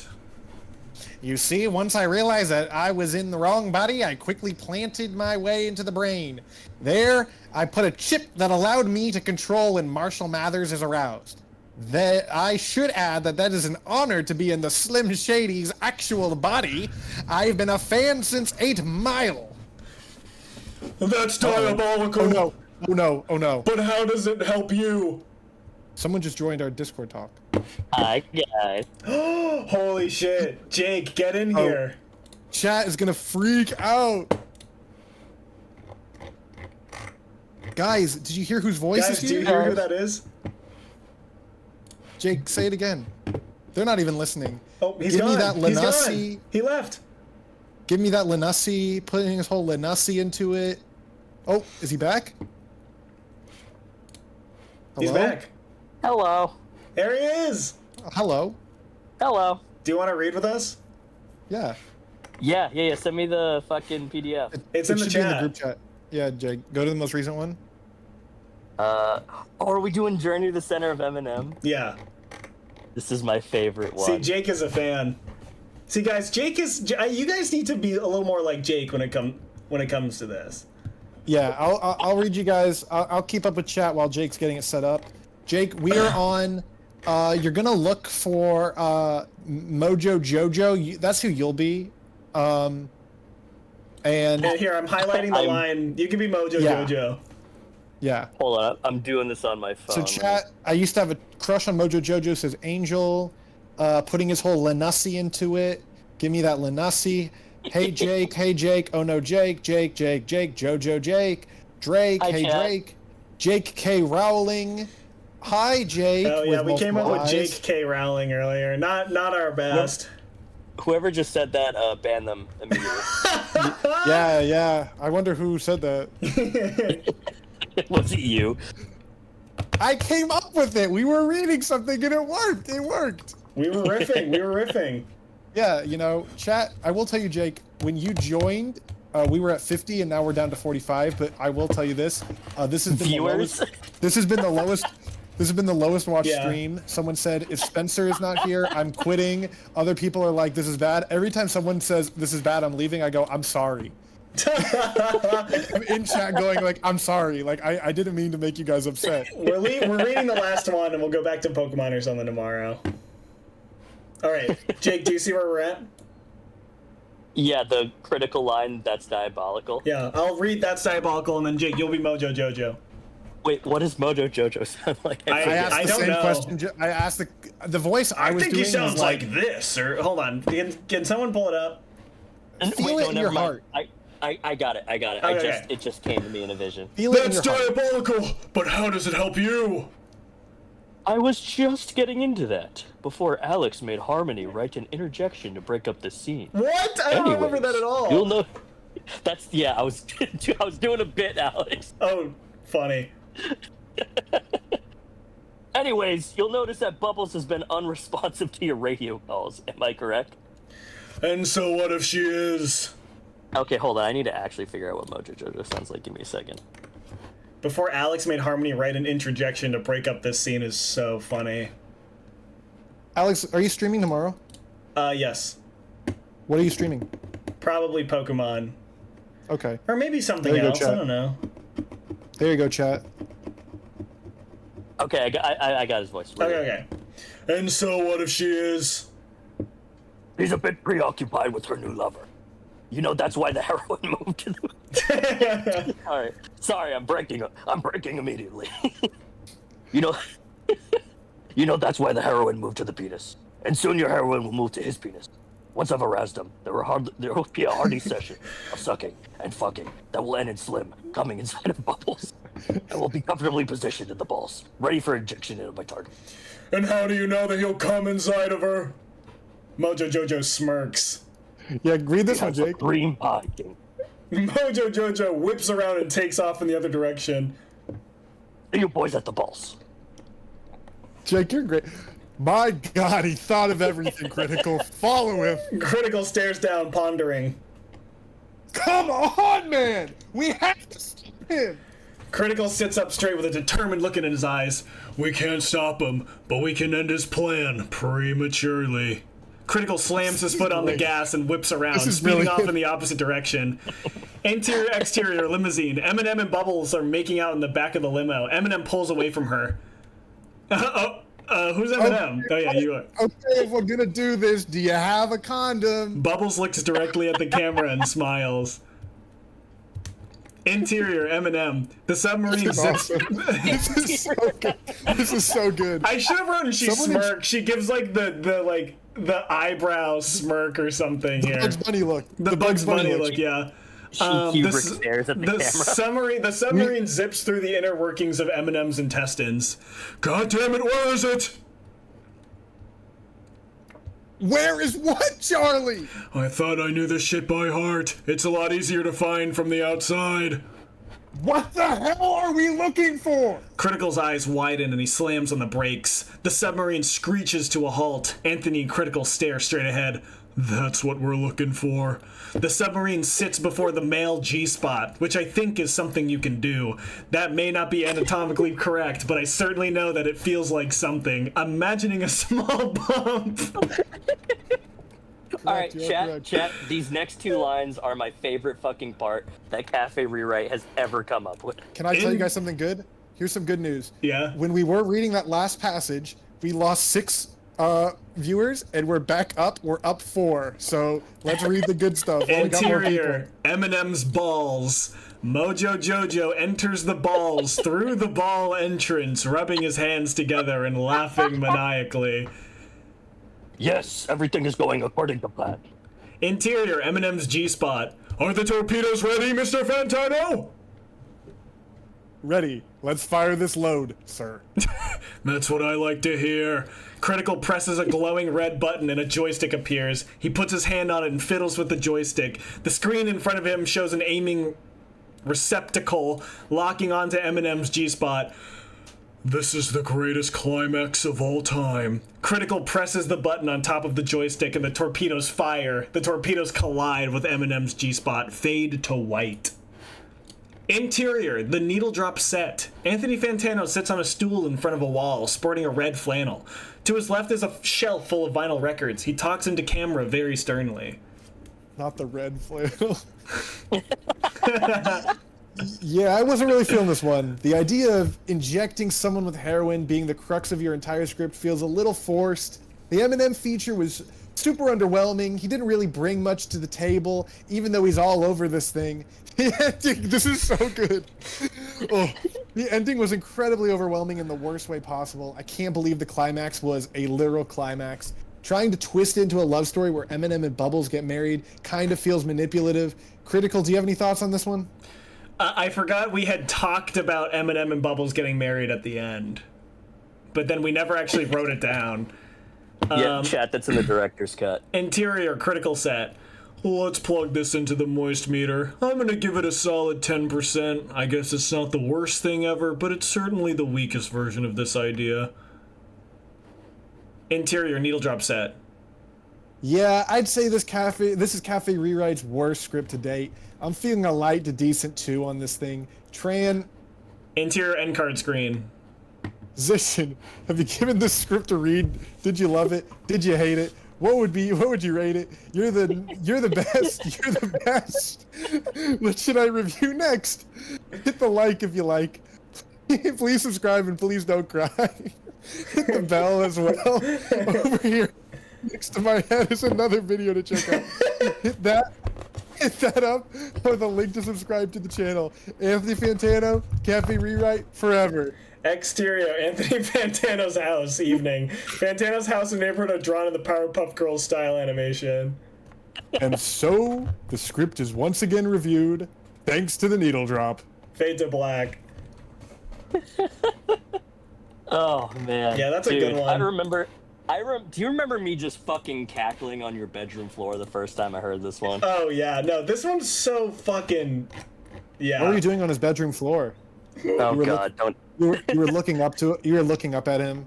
I was looking up at him. I was on the floor, and he was sitting high above me in a chair.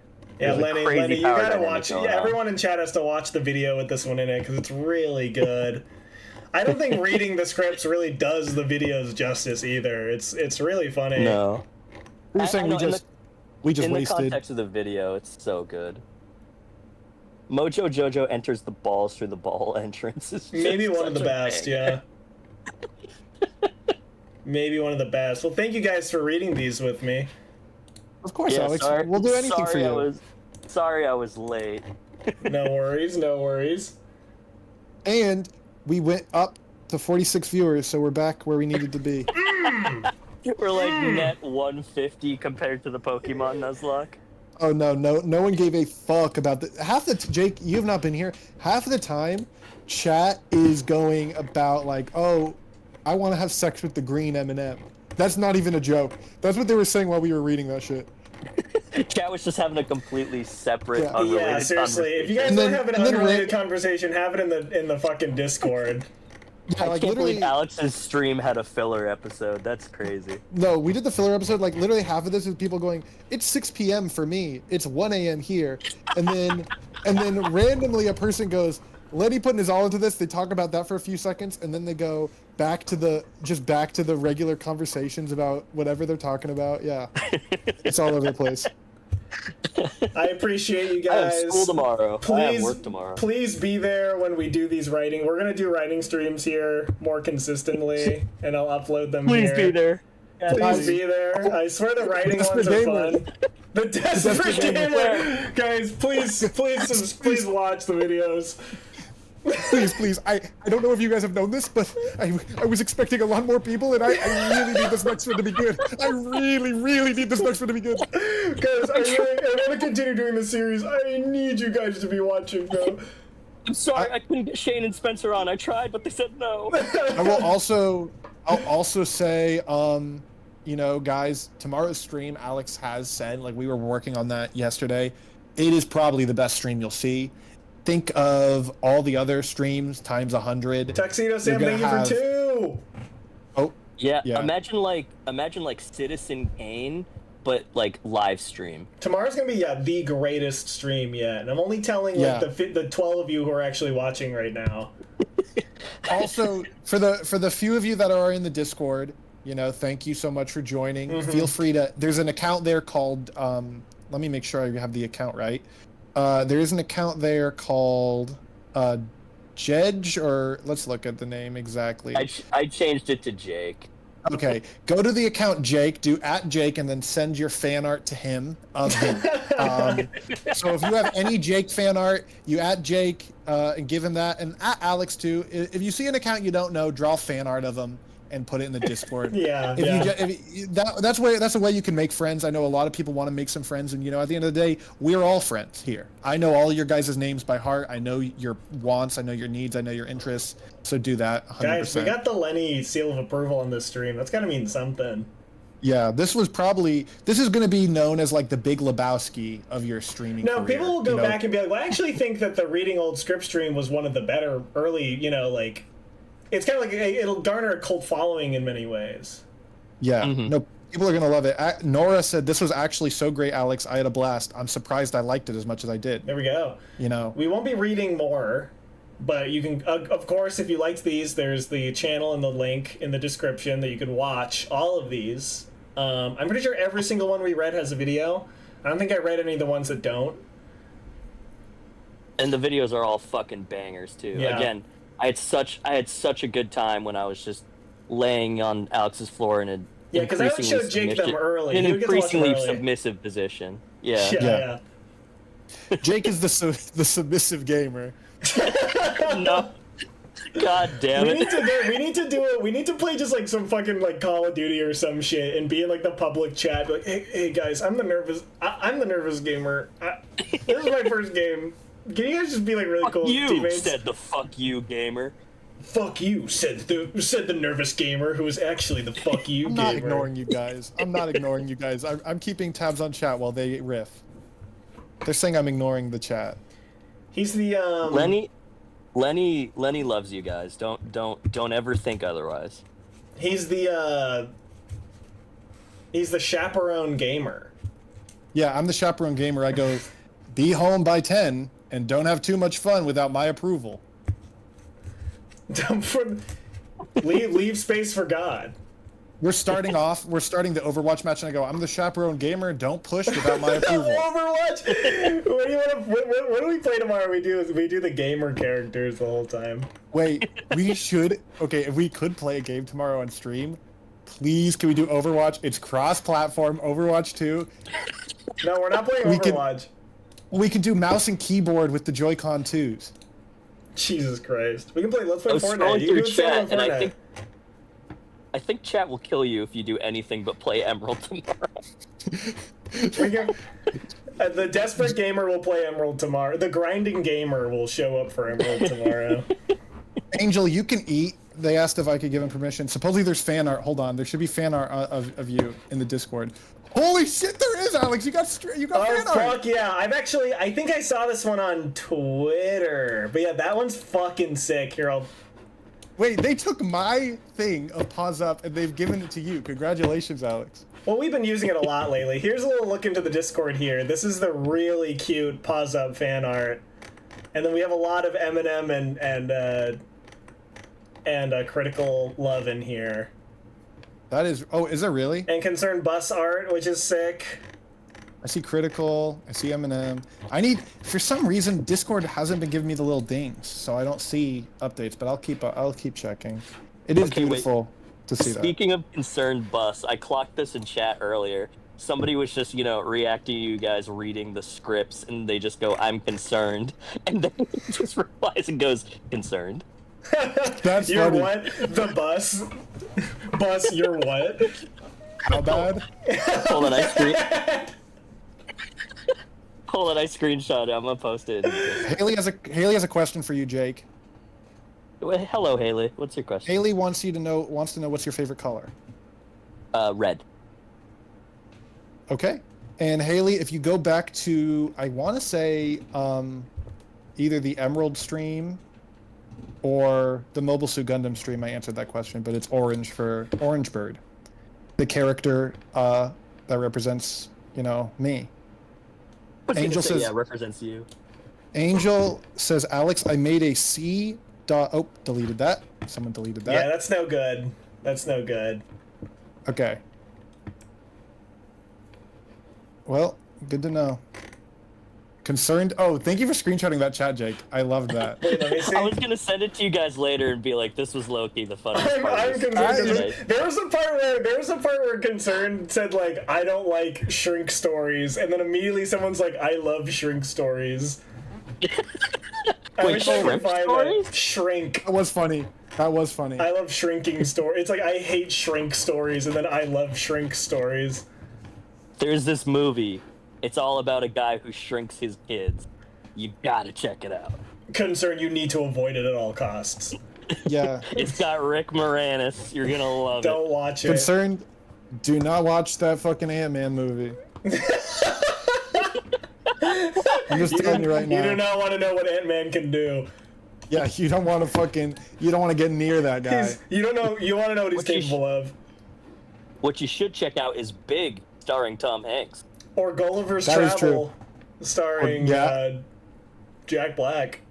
Or Honey, I Blew Up the Kid.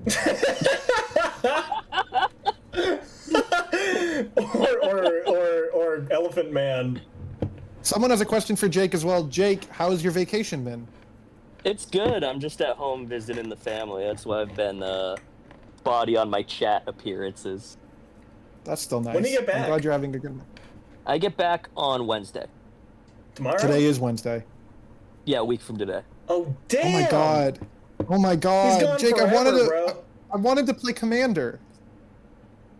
Wait, when are we playing Commander? I'm Well, not allowed I'm to come playing unless you're tonight. there.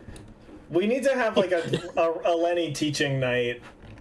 I know how to We play. do. Well, I also It's the forgot, same- and I hit up someone else because I was like, well, we need to fill the fourth because Jake's not here, and so I hit up someone else. Oh, you replaced me. I forgot that you're interested. I keep Damn. forgetting you're interested, and so then I asked. I also asked 3 people, and it took me a while to so- find someone. So Oh, that's cool. That's even better. Concerned Bus says Let me- bad news. I also hate big stories. Oh no. Honey, I did nothing with the kids. Among the three of you, who do you guys Nothing think with would, the kids? among the three of you, who do you guys think would be the best contestant in Taskmaster? I feel like Lenny, I guess. Alex would have a funny one, but Rennick would have. Excuse me, Who? Lenny would have. Lenny, who? Sorry. Lenny would have like one of the really like that bit where the dude like stole some guy's pants and then brought him on like 6 months later. Lenny would pull some shit like that. Okay, let's see if we got any more questions. I heard Alex in the script, I think. Was he representing the real Alex or was he a different character? It says Morph CZ. We were representing the real Alex. Well, because that was Yeah. that was the silly thing that we got. We got really creative when writing these scripts. We would just start putting like self-insert, like scene direction. That's just like fucking stupid, you know. We had some good times. We had good times. You can also watch those full streams if you're ever like bored. Maybe I'll just put one on. Wait, are there VODs of Cafe Rewrite? All of the Cafe Rewrite VODs are still there. Ooh, we got another good question. Haley's asking some good questions. Alex, Jake, and Lenny, what is your favorite movie ever? Oh, I don't know what fuck. my favorite is ever. I think that's a really tough. It changes all the time. Okay, wait. If this was like the Letterbox interview, what would your top 4 be? Ooh, good. I like this. This is fun. God, I don't know. Yeah, Cafe Mine- Rewrite, all of the streams, all the VODs are still there on Twitch. Most Jake, what's of your them. top There's a 4? bunch missing. My top 4: Big, Honey I Shrunk the Kids, He's being Big funny. Again, and then Megalopolis.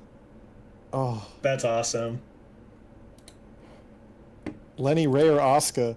Oh man. First of all, it's Mizzato. But Correct. yeah, Correct it's opinion. Mizzato. Correct opinion. I can't even get close to Wait, Oscar Lenny, anymore. Ray, or Oscar? That's awesome. I can't even get. I mean, Kaoru's my favorite overall. Like, I love it. But Mizzato, if we're choosing those kind of characters, but yeah, I have a long story connected to Oscar, so I can't. Alex, what's your top 4? Top 4 movies? Yeah. Fuck, man. Ah, fuck. What do I like? Wait, Alex, let me guess your top 4. Yeah, let's have Jake guess. Jake and I we know a lot about each other. Alex, I think your top 4 would be End of Evangelion. Oh, true. 2.0, 3.0, 4.0. Oh, I get it, bro. I think True. Tampopo would be in there. Maybe. Xanadu. Fuck, bro, I love Xanadu. Wait, okay, have you listened to the new Tyler? Yes. Doesn't it end like an ELO album? I was thinking that, dude. When I was playing it, I forgot that I had like ELO queued, so it transitioned Oh, from that funny. last song to some ELO, and it worked a little bit too well. Yeah, Don't no, tap the strange magic. yeah. I didn't know you fucked with Xanadu, Alex. It's good to know. I love Xanadu, bro. Me and Alright, Peter watched it late one night. I love Peter. He's the goat. All right, we're gonna end soon. Okay. Because I have You're to kicking go. us out? I have to go. I'm gonna go to Jake's apartment. Oh He's yeah. gonna go to my apartment, which I am not currently Yeah. at. I know. I hang wish out I with could his be going. roommates. It's okay. I can't either, Lenny. And I know I could be there right now, and I could see Winton. Alex, could you give Winton and Peter a big hug for me, I will. please? I'll give them big hugs. We'll get pictures say- of the hugs. And say I forgot about Lenny. And so What? yeah. I feel like a toy that was thrown I'm behind Jake the... Lennius. I'm the Jake Lenny. Oh, I'm Jake Lenny. Yes, I'm the real Lenny. I'm the other Jake Lenny. So jumped in with Teddy. So wasn't the real Jake Lenny? Please stand up. Please stand up. Where's Please the real stand up. Jake Lenny? Please, Winton. Please. Yeah, somebody said I took her to Look at Jake's Jake's apartment, and I freaked it. I took her to my Peter, then I freaked it. I I hadn't made my mind up. Should I Winton? I got Big Peter status and no secret. Lenny, Jake. Lenny, Jake. That's good. That's That's fucking good. stupid. So good. That's fucking incredible. There's 2,000 people watching now. Jake, have you watched that stream? Have you watched the Gundam building stream where I join in? No, I wasn't home that day. You should Now watch that one one. had viewers. That one. Did you start freestyling? We started. We We did should a do lot. that right now. Okay, yeah, we should freestyle. We did a lot though. Damn, I'm on my Lenny shit. Oops, I joined chat. Okay. Jake, your turn. Okay, Jake. I am not ready for this. You guys do. I'm gonna give you the beat. Doom, doom, doom, da, doom. Damn, I'm on my Lenny shit. Oops, I went again. Damn, Da, damn, I'm on my Jake shit. Come and visit family. gotta go see Eddington. Damn, I'm on my Peter shit. Oops, I'm really tall. Damn, I'm on my Winton shit. Hair is like a ball. Damn, I'm on my Alex No, shit. it can't playing- rhyme. Oh, I can't. Damn, I'm on my Alex shit. Playing magic cards. Damn, No, I'm it on my can't baby rhyme. shit. I didn't. What rhymed with that? I said, You damn, literally- I'm on my Alex. It, You it don't was even the have to. same You don't even have vowel. to try. You don't even have to. Damn, I'm on my Alex shit. I'm playing Magic. Damn, I'm on my Lenny shit. I'm watching the stream. Hey, our viewership is going up. Keep it up. Keep it up. Keep it up. Maybe we'll get some new people. Damn, I'm on my bubble shit. Injecting Eminem with heroin. Damn, I'm on my Homer shit. I got fucking killed. Damn, I'm on my Belle Delphine shit. I am in a wheelchair. Damn, I'm on my Homer shit. Lisa Maggie Bart. Ooh, Damn, I'm that's on good. my. Damn, I'm on my sand shit. Damn, I'm on my sand shit.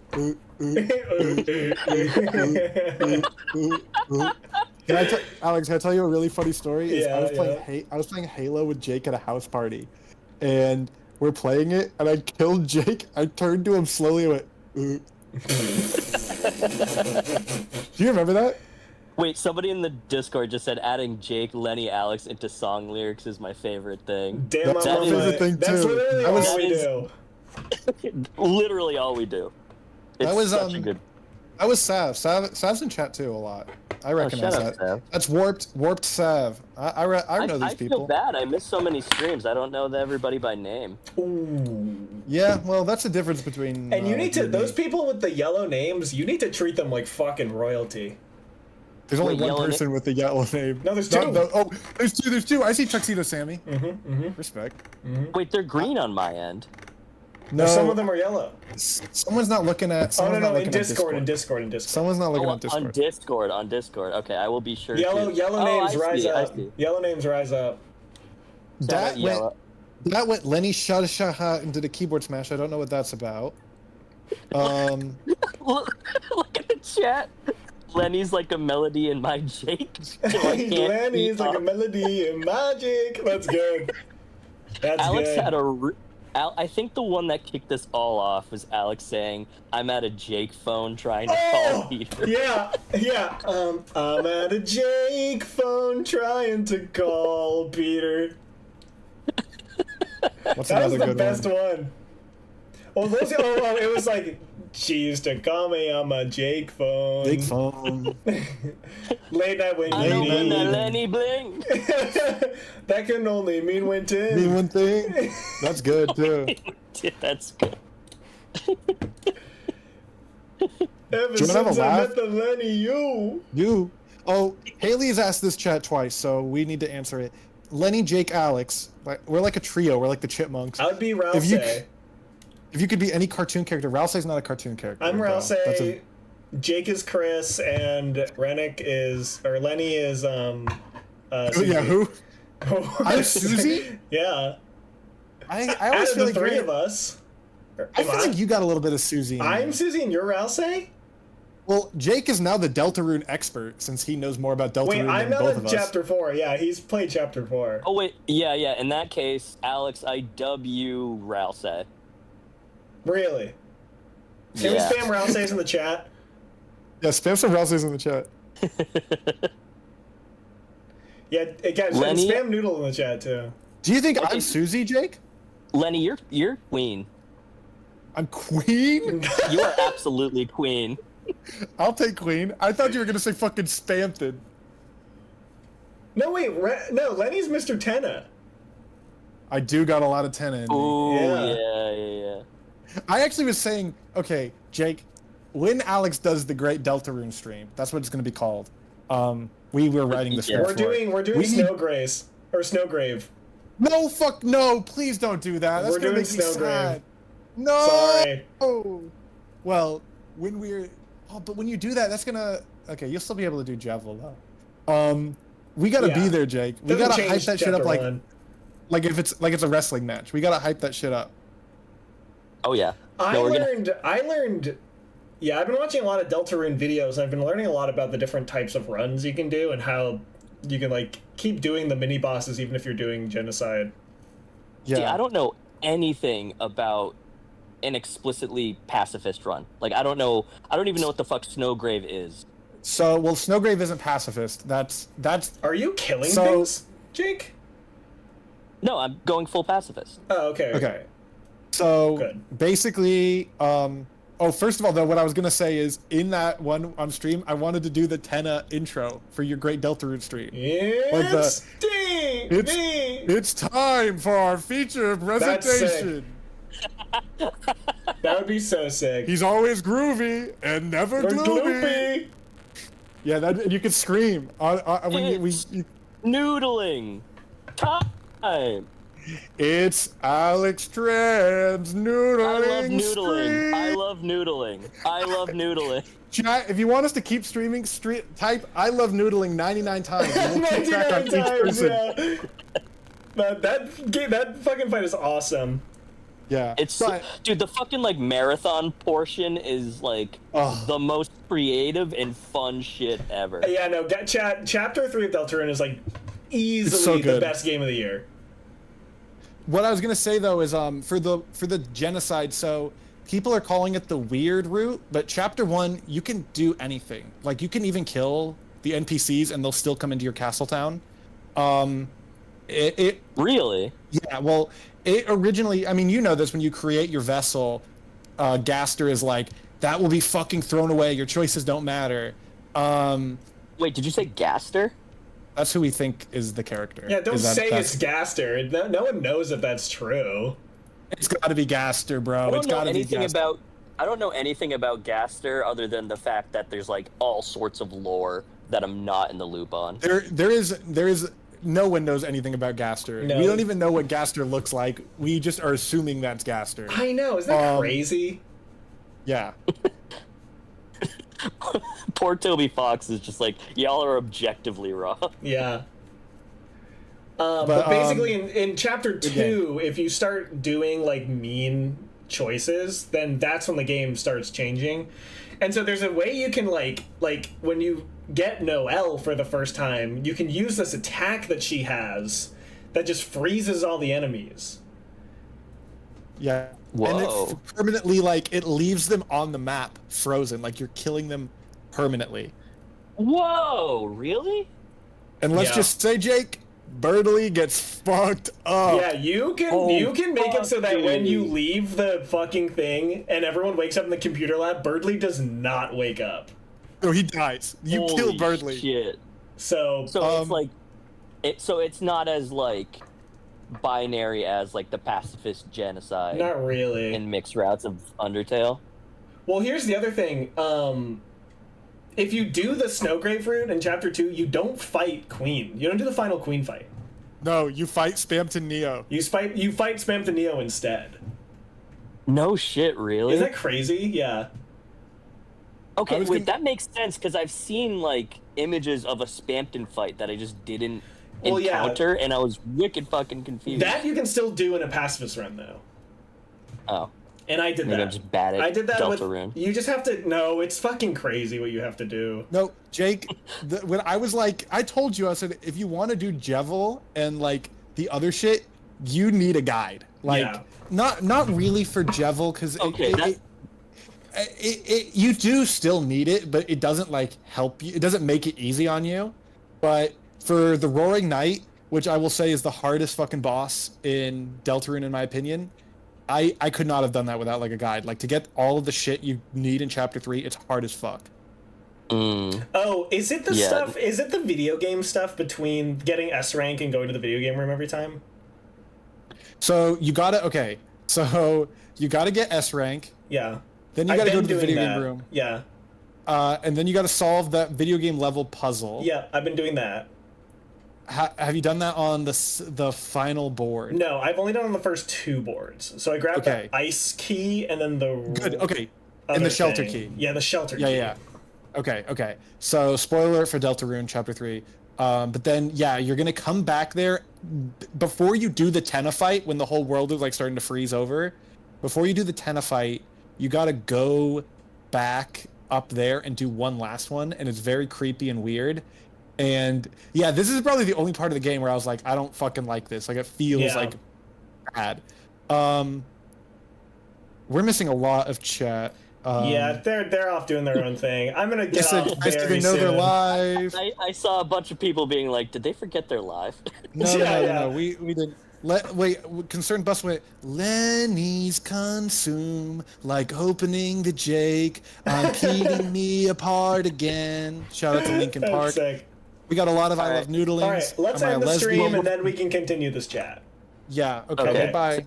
Goodbye, You guys everyone. didn't want to hear us talk about Deltarune. You guys didn't want to hear us talk about Deltarune, so goodbye. Sorry. Yeah. All right. Bye, guys. Thank you so much for coming. Thanks. I'll be live tomorrow around the same time, and we'll play some Pokemon or something. All right. Bye. I love you. Bye. I love you, Alex.